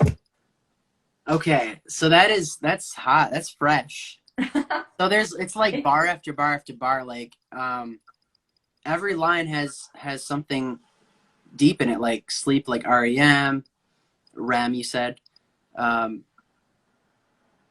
Ren. Tell us about that line. Why did you write about Kylo Ren? I'm a big Star Wars nerd, but I love, like, I don't know, I'm trying to think of the line, stack of paper and a pen coming in like Kylo Ren, kind of reckless, kind of zen. Like, Kylo Ren is reckless, he'll go and slash stuff up, but yeah, he has, like, the Force, so, like, kind of zen, kind of reckless, kind of zen. Like, I thought that was such a fun line. And it is. Because you are talking like him on all these lines. Everything has, like, a hit, a punch. Thank you. But I just had fun, like, pulling that in because I do love Star Wars, like, a lot. And then I think the Force is an interesting parallel to life with Christ. Like, we have the Holy Spirit, which is this supernatural power that gives us strength to do things when we're weak and when we don't think we could do it. And so, yeah, I think the parallels are cool. So I had to pull that in there. Awesome. Let's go to the second verse real quick. The fast parts. Ooh. I love it. Yeah. All right. So I don't stick around. It's time I'm running the race, chasing the faith. Yeah, I'm kicking fear in the face, kicking the pace. I pick the dangerous chase, demons screaming, bark 'em out, can't let 'em face me. Say how the heck, I'll tell 'em not today, please. Punch it till it's back off, say my future's hazy. You don't know a thing, huh? Haven't got the gravy. Everyone around me saying I'm so wavy. Cause the army I'm in, they're like the Navy. Putting in my time quiet, now you're going lazy. Thank God I'm my parents for the way they made me. From the summer day and night through all the crazy. From my big six to JC, cause he saved me. I'd have been in and I'm silent and beheaded. Come to see me. You can't get a little lost in my own mind. He rocked with me, prescribed some good old. He said quiet and he covered my release. All the haters got in my own mind. Shit got a disease. If he hadn't brought me back to life, I now I'm deceased. If he praying on me, stop swear, won't swear, leaves. Yeah, you talk a lot against the call you general grievous. Sorry, you won't get the balls with you. Why you gotta grievous? Bye, good riddance. Have fun counting all your blue ribbons. Feeling free now, I got my credits. Done dealing with all these villains. So good. So good. Awesome. Thanks, bro. Yeah. So that is Xandria Cross's new song, Take Your Medicine. If you guys are taking notes, you guys definitely should check out Take Your Medicine by Xandria Cross. We went through Thick of It, Ill, Fly Me to the Moon. Yes. And yeah. So excellent songwriting. Love your songs. And you're very resourceful, like even down to the letter and the words. We're going to move into a segment that I absolutely love, and it's when I show pictures that I've taken from random places online and ask you to explain the story behind them. Are you ready? I'm ready. Let's do this. All right. Ow! Okay. All right. First, you have to explain this. You have a lot of explaining to do with this one. This is one of my I'm favorite. scared. Oh, don't be scared. These are okay. These are fun. Okay. Oh man, yeah, that was me. Look at her face. Like she's fangirling you. What's happening? Who is this? What's going on? So that's Holland. She was a really influential singer for me. And so I got to meet her at Camp Electric and sing with her, which was crazy. Like that was a dream come true for me. Lil Xan right there. She's got her NF hat on. That was the one that he signed that I was telling you about. But yeah, that was a fun day. I think we were doing Don't Leave Me Alone. Like, don't leave me alone. We were doing that one. What part was that? Do you remember? Probably the you can have it all. And Because she's not like singing for the high part and like let me do it, and I'm like, oh girl, don't you stop now. Like, don't bail on me here. This is the hard one. I would be making that face too. I mean, like, so Holland is like I think one of the best female singers out there, and you're literally like singing that song to her, and she's loving it. That's so cool. Yeah. That's so cool.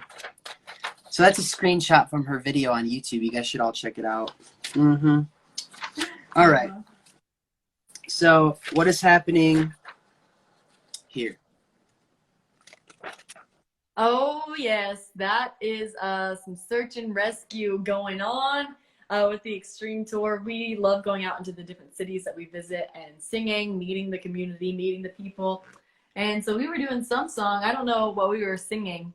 It was probably one of my songs. And this lady came up. She was super sweet. We connected, had lots of hugs going on. But it was fun. Let's see, what city was this? This was this Akron, Ohio? I think that was Akron, Ohio.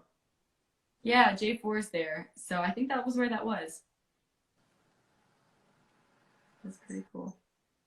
All Did you go right. to the park? I think was it called Hope Park?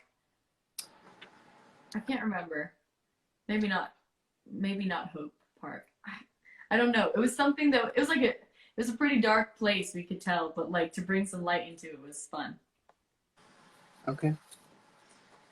What about this one here? Hey, that was my flying sidekick at the Grand Canyon. That was crazy. Man, yeah, it was so beautiful there, all the different colors, and I love doing my flying sidekicks. I call it like my flying sidekick passport when I do them. The first time I ever did it was actually the first Extreme Tour city in Davenport, and I did it in the skate park because I'm like, I cannot skate, so the only thing I can do in this cool place is martial arts. But yeah, I kind of kept the trend going and went out west this year, so did it a few places there, and it was really fun. Dope. Dope. That's awesome. That's awesome. All right. Why? What? Why? Why is this dude like puking in a trash can and you're videotaping yep. it? And everyone's taking pictures. That is called the Tampico Challenge with the Extreme Tour. So the way it works is we do this competition where people can win $100 if they drink a gallon of juice in 5 minutes. And so people try, but there is literally so much sugar in that drink and only less than 2% of actual fruit juice in the entire gallon. So it does not settle with a lot of people's stomachs, sadly, but it makes for some interesting entertainment. So, yeah. If you come to the Extreme Tour live event, oh, look at my dad, he's smiling. It's called, oh wait, as Harry says, hashtag Tampico Puke Selfie Challenge. That's what's going on, and it looks like you're the winner right there. That is a massive stream of inner fluids. Yes. That's so gross. Apparently after it feels really good. Like once you get it out. I will never try that. Me neither. I've seen too many people puke. And I can count on one hand out of all the cities how many I've actually seen win. So I'm not going to do that. All right. All right. What is happening here? Yes. So and that's why me is this you? Yes, that's me as the Princess Ariel. That's with my local princess friends. I love them so much. They are amazing. But we had a princess tea party for some little girls, and we all just had a fun time together. Yes, shout out to my girls at Knoxville Princess Parties. They're the best. Yeah, and that's another thing that I do with my princess thing is sometimes I'll go to birthday parties and have fun with kids. And it's a blast. I love it. That's awesome. Yeah. I also got to sing part of your world, which was fun. Like I said, pulling in the singing, acting, dancing, like that's a great way to do a lot of it together.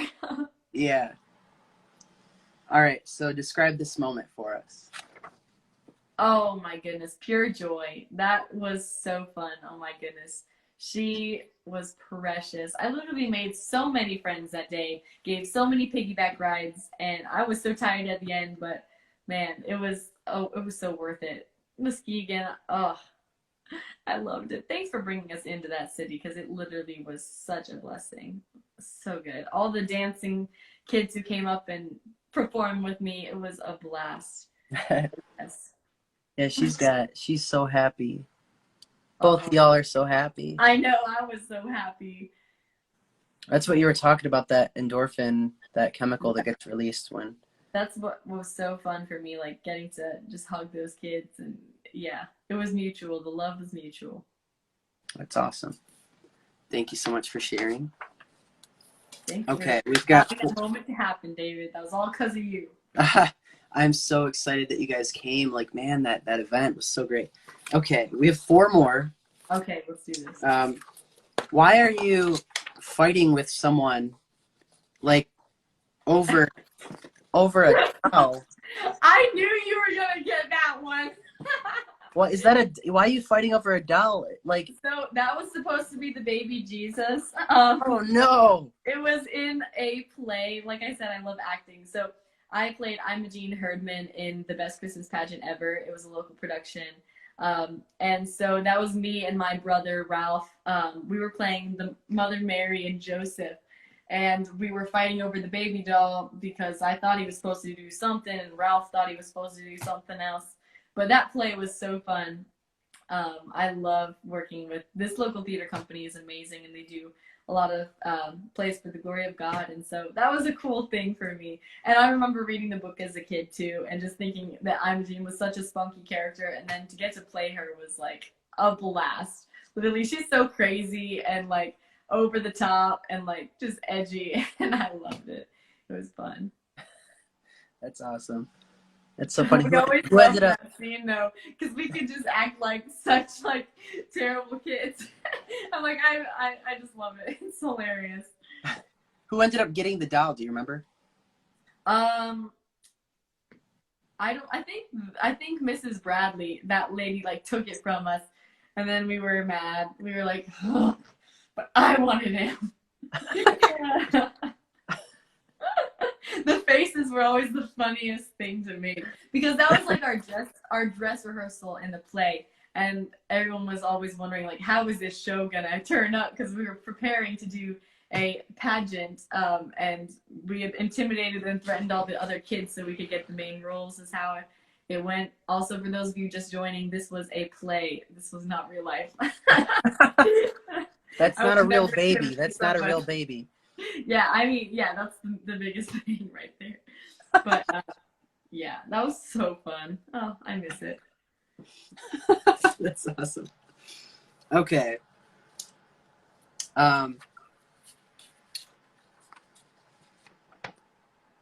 Oh yes. Oh, look at little Remy.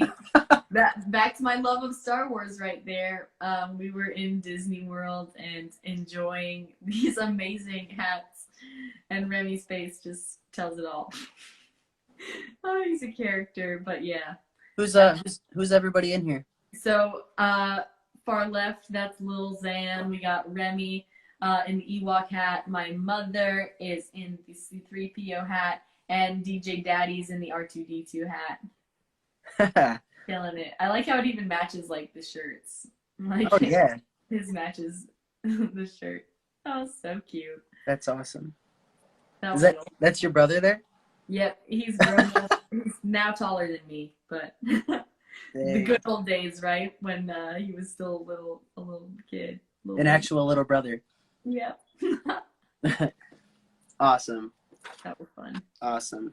All right, what about this one? What happened? Hey, that was a fun time. That was when I won the gold for my sparring match, which was really fun. That was my first tournament ever, and I was blessed to win, so that was pretty cool for me. It's just a really neat moment after my journey of doing martial arts a while. Yeah, so it was super fun. And I think awesome. That was in Ohio or something. But yeah. It was between this and the one of you actually kicking a board in half on your Instagram, but I couldn't get a high quality version of that one. Oh man. Yeah. It was also when my instructor tested for his master belt. So we all did this demo together, and in that there was a lot of crazy stuff happening. Me doing like 5 tornado kicks and breaking a board each time. Like, that was so fun.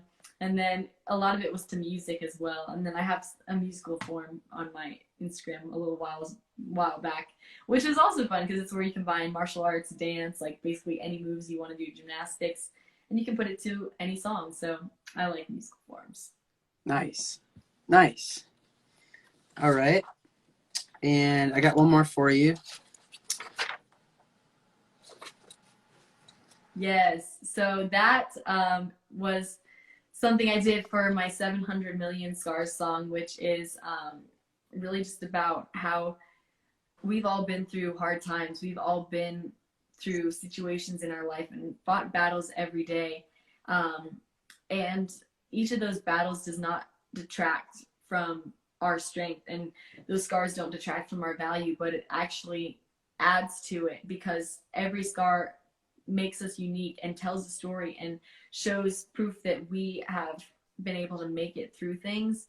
And it's a work of art in the end, the unique picture that all those scars paint. And so just writing out 700 million, and then there's a lyric, 6,205 battles I fought in my life. And that line actually came from, I wrote the song at 17, and that was the number of days in 17 years. And it's, again, just proving like how many battles we go through, and every day that you make it through is a testimony. So don't discount the little things. Every day, every breath, every step is worth something, and it's so valuable. So don't give up. And the song is really, it's really for suicide awareness and like letting people know, hey, you're not alone. You can make it through this, and everything that God puts you through is for a reason. And it's because he knows with him you can handle it and you can be a testimony, because you're going to make it out. It's not a matter of if, but when. And he's going to use you as a testimony to encourage and inspire other people, to let them know, hey, you can make it out of this too. I did it, and God helped me through this. So I know that you can, and I'm here to tell you that you can. So that's what that song is about to me. And I love using it as an encouragement to others.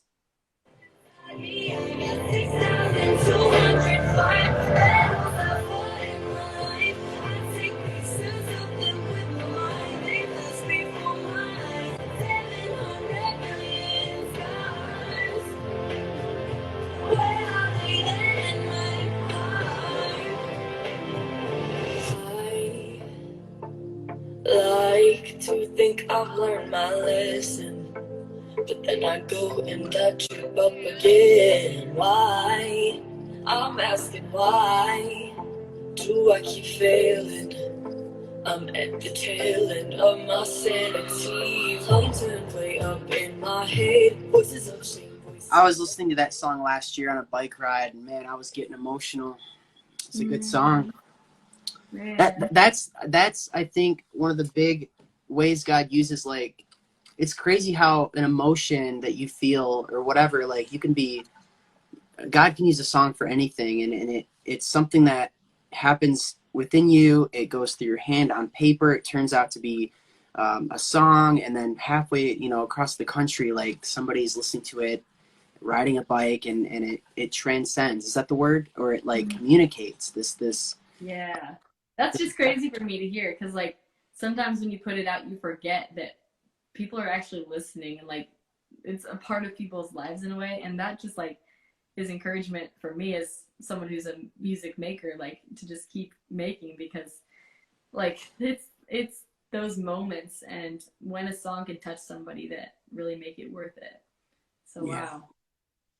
Well, I wonder, we've pretty much tackled a lot of subjects, but I did want to get to this. We didn't talk about the CHH culture.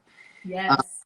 So before we kind of close out, and we're gonna let you tell everyone where they can find you, any exciting plans you have for the future, if you want to share those, and then do a Q&A. But before that, like, what really drew you into the hip hop culture, and why do you think hip hop culture is beneficial to the human race? Well, Christian hip hop culture. Yes. Well, first of all, I just kind of felt called at a young age to create music with a modern sound that sounds like the top stuff, like that's modern and relevant, but create it with a wholesome message, because music is so powerful, and what we feed our brains keeps cycling in our subconscious. And so when we are listening to music that isn't healthy spiritually, or isn't feeding us good messages, it's really detrimental to our lives, and to our success, and to our well-being. And so I wanted to create stuff that has that modern sound that people are looking for, but gives them the message that they need, and to encourage them and uplift them and let them know they're not alone, and to just like be feeding positive stuff. So I started creating music like that, and just I love the hip hop music. Like it just makes my soul happy. And when I hear a good beat, I'm like, yes, it just makes me want to do something, or just run, or go after stuff. And so I just love the fact that Christian hip hop is not cutting any corners. It's not watering down the good music aspect, but it is so powerful and like empowering. Like, I mean, powerful and empowering, they're kind of the same, but powerful is the way it affects you when it hits you, and empowering just makes you want to drive to do stuff. Like I listen to that before I'm belt testing. I listen to that like on my runs. I listen to that when I'm struggling with something, and it just gets me ready to go. And so to create music like that is really fun. But as a listener, that's what I love to feed myself, because it is based in the biblical truths, but it still does not lack in the quality and the production, and that's what I appreciate, because I feel like Christian music for me, it's not regular CCM K-Love is great and it's for some people, but for me it doesn't give me the sound that I want. I love that hip hop sound, and so to listen to stuff that just it's not lacking in any way. And honestly, the writing is so much better because they aren't doing the filler with the cuss words. Like, you have to be so much of a better writer to not just add that fluff in there. Like, to be able to flesh out what you're saying and actually express with a word that doesn't mean 50 million things to people. Like, you have to be a good writer. And so I have so much respect for these guys.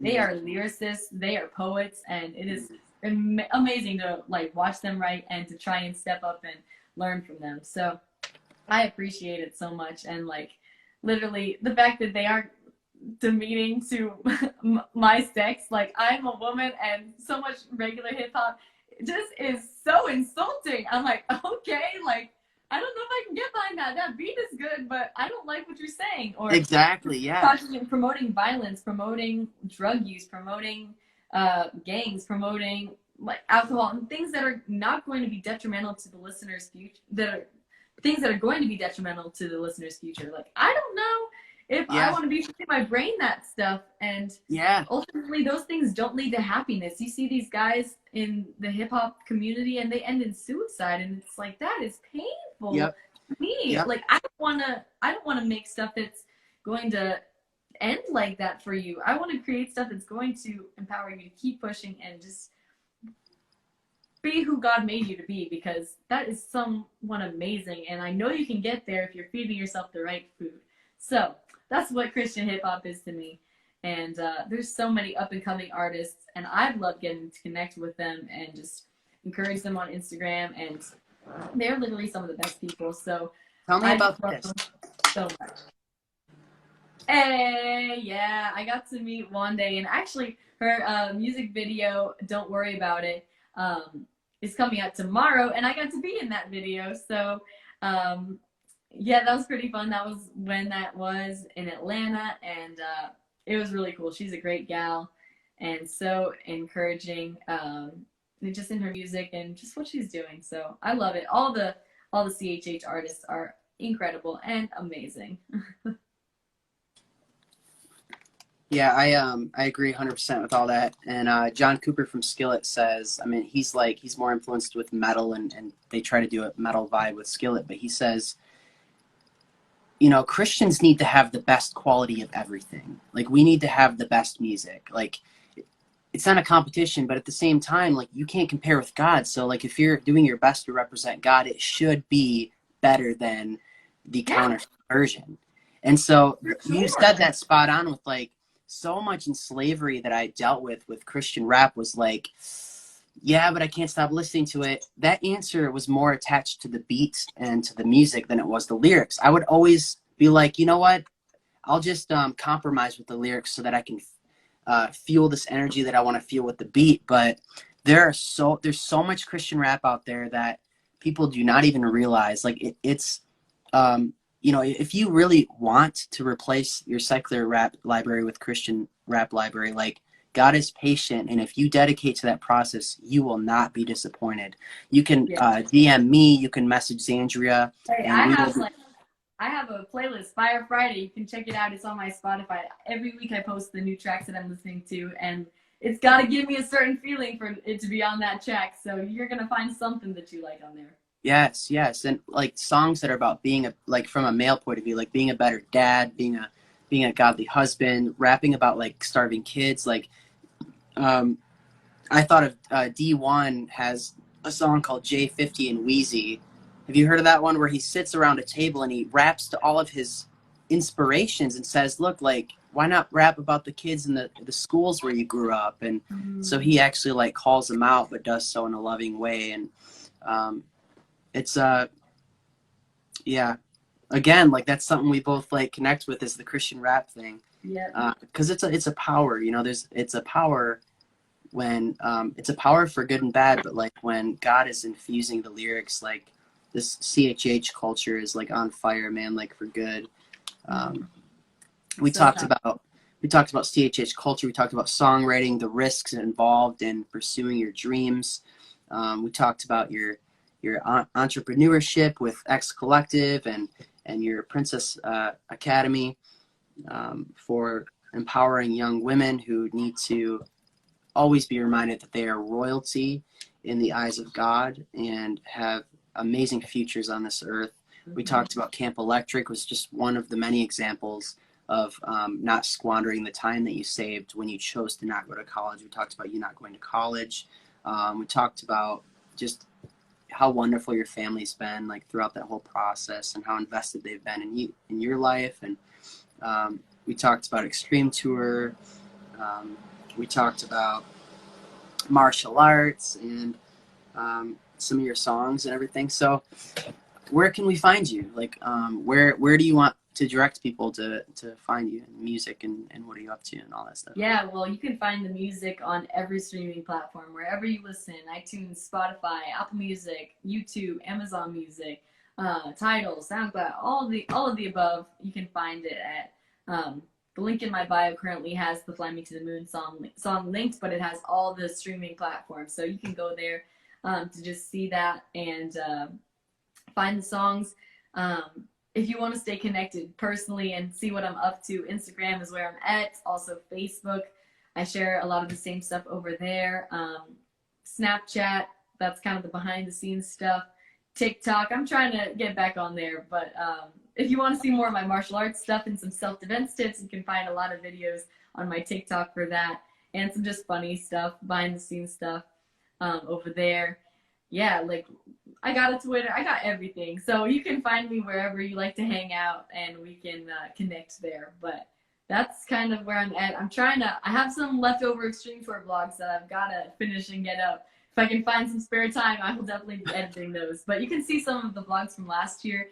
David's in some of them, so if you want to see our adventures, we have some mall adventures in there, skate park adventures, like a bunch of our hangs you can find on my YouTube and in the vlogs.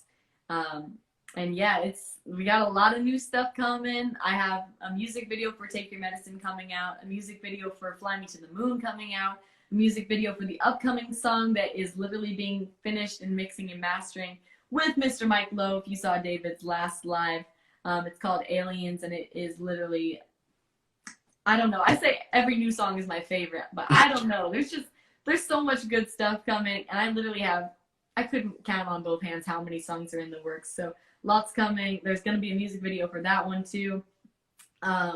Just a lot of stuff. And then this week, this week actually, I leave Thursday again for another Extreme Tour event in Columbus, Georgia.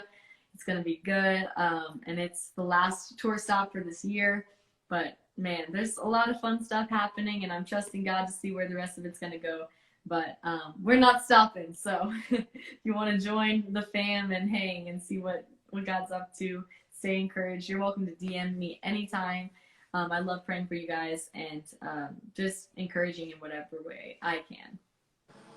Awesome. Thanks for being such a great example of just pursuing your dreams and giving glory to God and being a great steward of your time. You're always like, when I get more time, but like currently you're just like working on the next best thing that's going to benefit others, really. Nothing but put others first. And yeah, so we're going to open up for a quick Q&A time. If anybody's watching and they've heard something that resonates with them, whether it be like, man, I have a desire that I want to chase, but I don't know if I have the money for that, or thoughts on Christian rap versus secular rap, songwriting, martial arts. If you guys have any questions, feel free to drop that in the comment bar. And Xandria has agreed to spend a little time answering those. I see my people are in here commenting, all my friends. Hey guys, I'm so happy y'all are on. We got Ephraim in here. It was great meeting you. I met Ephraim at the Extreme Tour in Atlanta, actually. And then we got really? Autumn in here. And who else? Let's see. I'll scroll up. Yeah, we got some fun people on, so I'm glad that y'all are hanging with us. Autumn says 700 Million Scars is the song I stumbled upon, and I believe God led me to come across it. Oh, that is so amazing. Wow. I'm so grateful for that. Man, that's a blessing to me, Autumn. It's so interesting. I don't think I knew that that was the first song.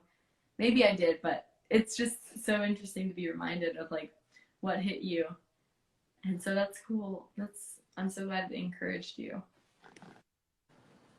What's your least favorite quaff challenge, my friend?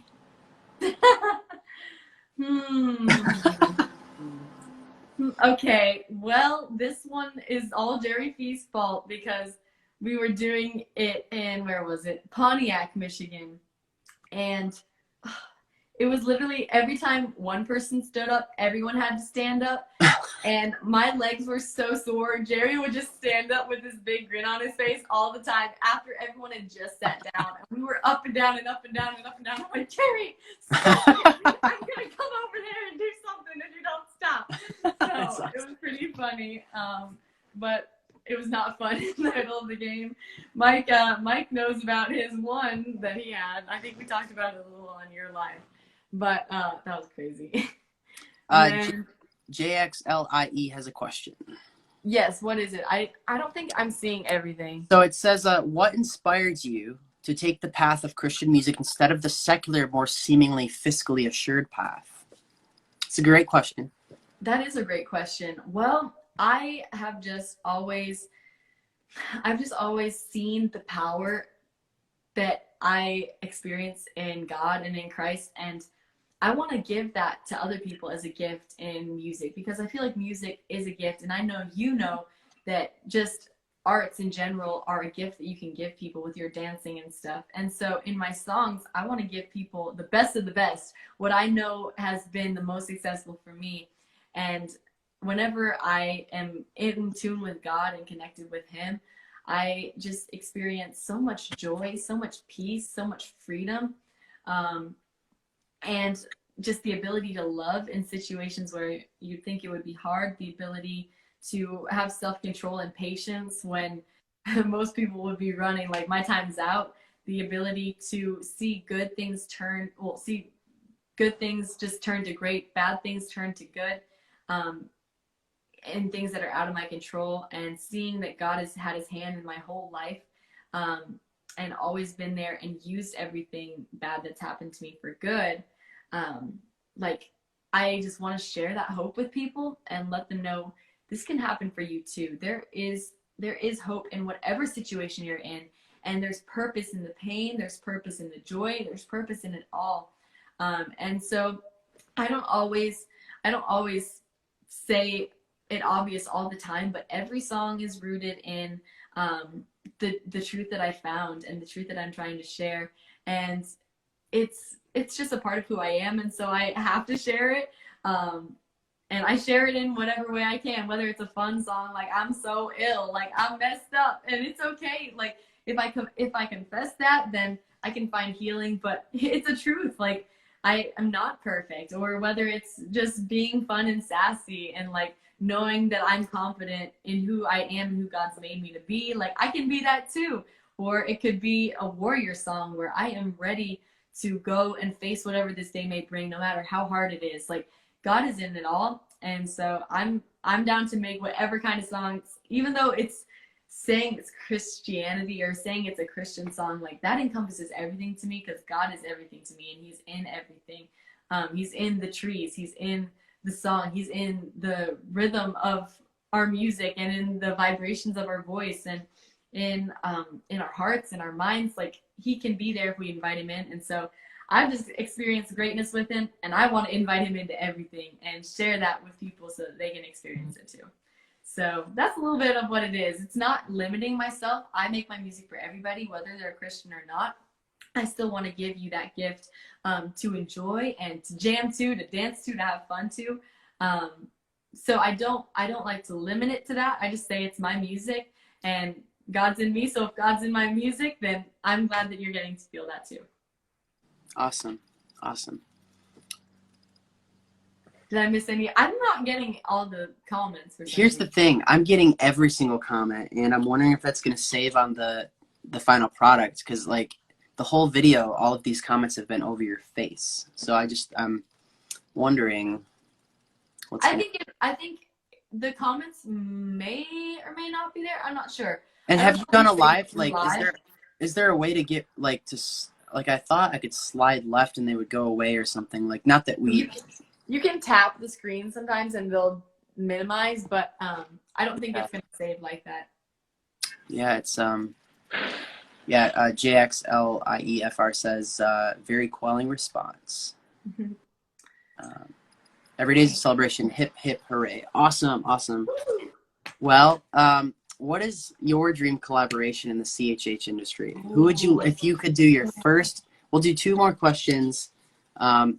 If you can get signed to any Christian rap label, or really any label, like where would you want to get signed? And then who would you, if you had like a big, where you're gonna get lots of exposure, like what's the artist that not even exposure, like what artist do you think you would really enjoy working with and doing your first collab with? You each get a verse. Oh, okay, that's Or you really get one verse on someone's song. ooh. Man, well, okay. So label-wise, I'm currently loving independent life because I like the freedom. But if God was leading me to a label and like I knew that it was gonna turn out good and I would still have my rights and my ability to have creative freedom, I love Reach Records. Like I've always loved them. They have a bunch of my favorite artists on there, and again, it's that like that awesome hip hop community where they all collaborate and work together and do shows together, and like it just seems like a fun place. So Reach is awesome. I mean, Capitol has NF and Tori Kelly, and so the fact that they, even though it's a secular label, they give their Christian artists like freedom to talk about God and to just fully express who they are. So I think that's pretty cool. And so I'm like, okay, I'm here for that. So that would be cool. But again, I feel like a label isn't something that's necessary nowadays. It's just like funding and connections. So like that funding would give me the ability to do more, and I mean I'd take it for that if that's something that I felt like I was supposed to do. But I'm currently like I'm happy with what I'm doing and just seeing where God leads, honestly, because I know his plan is better than mine. The godliness with contentment has great gain, right? Oh, that's so true. That is spitting some truth over there. And then collab, man, that's a good question. I asked that one to Mike Lowe, and so I'm over here like I'm not even ready with my own answer. He said Usher. I was so very pleased with that response because like that's one of my influences, like for my Christian music, is I kind of look for that sound. Yeah, I bebop all over the place. I listen to so many different people, and honestly, like I've fangirled so hard over certain Christian hip hop artists that I've connected with who have like followed me back. I'm like, oh my goodness, why I feel so honored that you're viewing my story. Like I'm like, this is crazy. But like all of them, I'm trying to think the like the dream collab. This is you keep thinking. I'm enjoying this. So JXLIEFR put a squirrel emoji, a swan emoji, and a black cat emoji. Now the black cat is right above your left eyebrow, so it looks like it's a tattoo. So you look pretty bad right now. So I need to get a cat tattoo right here. Okay. Thanks for the intel. Dream collab. Okay, so dream collab. I'm just gonna start talking out loud. So there's this guy called John Gabbana, and he was a secular artist, but he found God and is literally the most inspiring person that I probably follow on Instagram. Every time he posts, he's like given so much encouragement, and he's amazing, and his sound is really cool for a rapper. He's like, I'm waiting for him to drop his new stuff with Yahweh Music Group because it's so good. But like his transformation story is amazing, and he's so talented, so he would be really cool. But honestly, I haven't really listened to him that long because I just found him. Obviously, like the classics, Lecrae and Andy Mineo would be cool just because I've listened to them so long. NF. But there's not, I mean, I'm trying to think who else. Voice-wise. Would you sing a chorus for someone before you would do a rap verse for someone? Like me sing or me rap, you mean? Yeah, which one would you rather do? Well, I feel like my strength is in singing. I love rap, but I feel like my strength is in singing. So I'd love to go on like a hip hop person's song and sing for them and like do their hooks. But I would totally go and rap as well. I feel like, I don't know, I've been doing singing longer, obviously, so that would be cool. But yeah, I mean, it would just really be depending on the song. Because if it's a killer beat, like, and to spit something over a killer beat would be cool. But if it's got a good, like, hook part, singing would be cool. So it kind of depends. Also, NF would be another cool person because I listened to him for so long. He was basically how I got into rap. Just because his real, raw emotion in his writing was amazing. I feel like I am totally forgetting people. I love Miles Minnick. He's really he's like a smaller independent artist, but he's on the come up. He's really elevating. These are all kind of people I consider friends. El Dewan, he is amazing. I feel like we're gonna get a song at some point. Mike Teasy's so good. These are kind of who I'm currently listening to. John Keith, no big deal. Like I can't pick a favorite because they're all fire. But Thoughts on Holvey? Holvey. Actually, I met Holvey and I got one of his shirts. And he's a super inspiring, encouraging dude. The fact that he's only 22 and killing it, like that inspires me to know, okay, maybe I can do this. Maybe I can get signed to Reach by 22. I don't know. That'd be neat. But I wanted to do a cover of a song with you. We haven't done a collab yet. I mean, like of our own song. But if we do another cover, I want to do 40 Deep, the new version. Holvey and Wande. I think you and I should just kill that. That'd be great. Okay, we're talking about songs we like. Have you heard Can't Tell It All by Holvey? No, so I have that massive system in my car now. So I've been playing his Christopher album from the beginning to the end. So if it's on there, I've heard it. Yeah. It's like I'm about to step in the ring for the fight of my life in my knees and I strap on my gloves. I've been practicing since I was like 7. The thing is, I'm already covered in blood. Yeah. It's like so good. It's like, oh, I get so ready to like go after my day after I listen to that song. We've got someone has a question, kind of a question. Miss Cross, please sing for us a little. Who said it? Mark. Interesting. Sing. What do you want me to sing? How about sing Alone by Holland, like you were just... Oh, man. I'm trying to remember the words. Don't leave me. Don't leave me alone. Bust down the door to my heart like it's your home. Don't need no keys. I'm on my knees, begging you, please.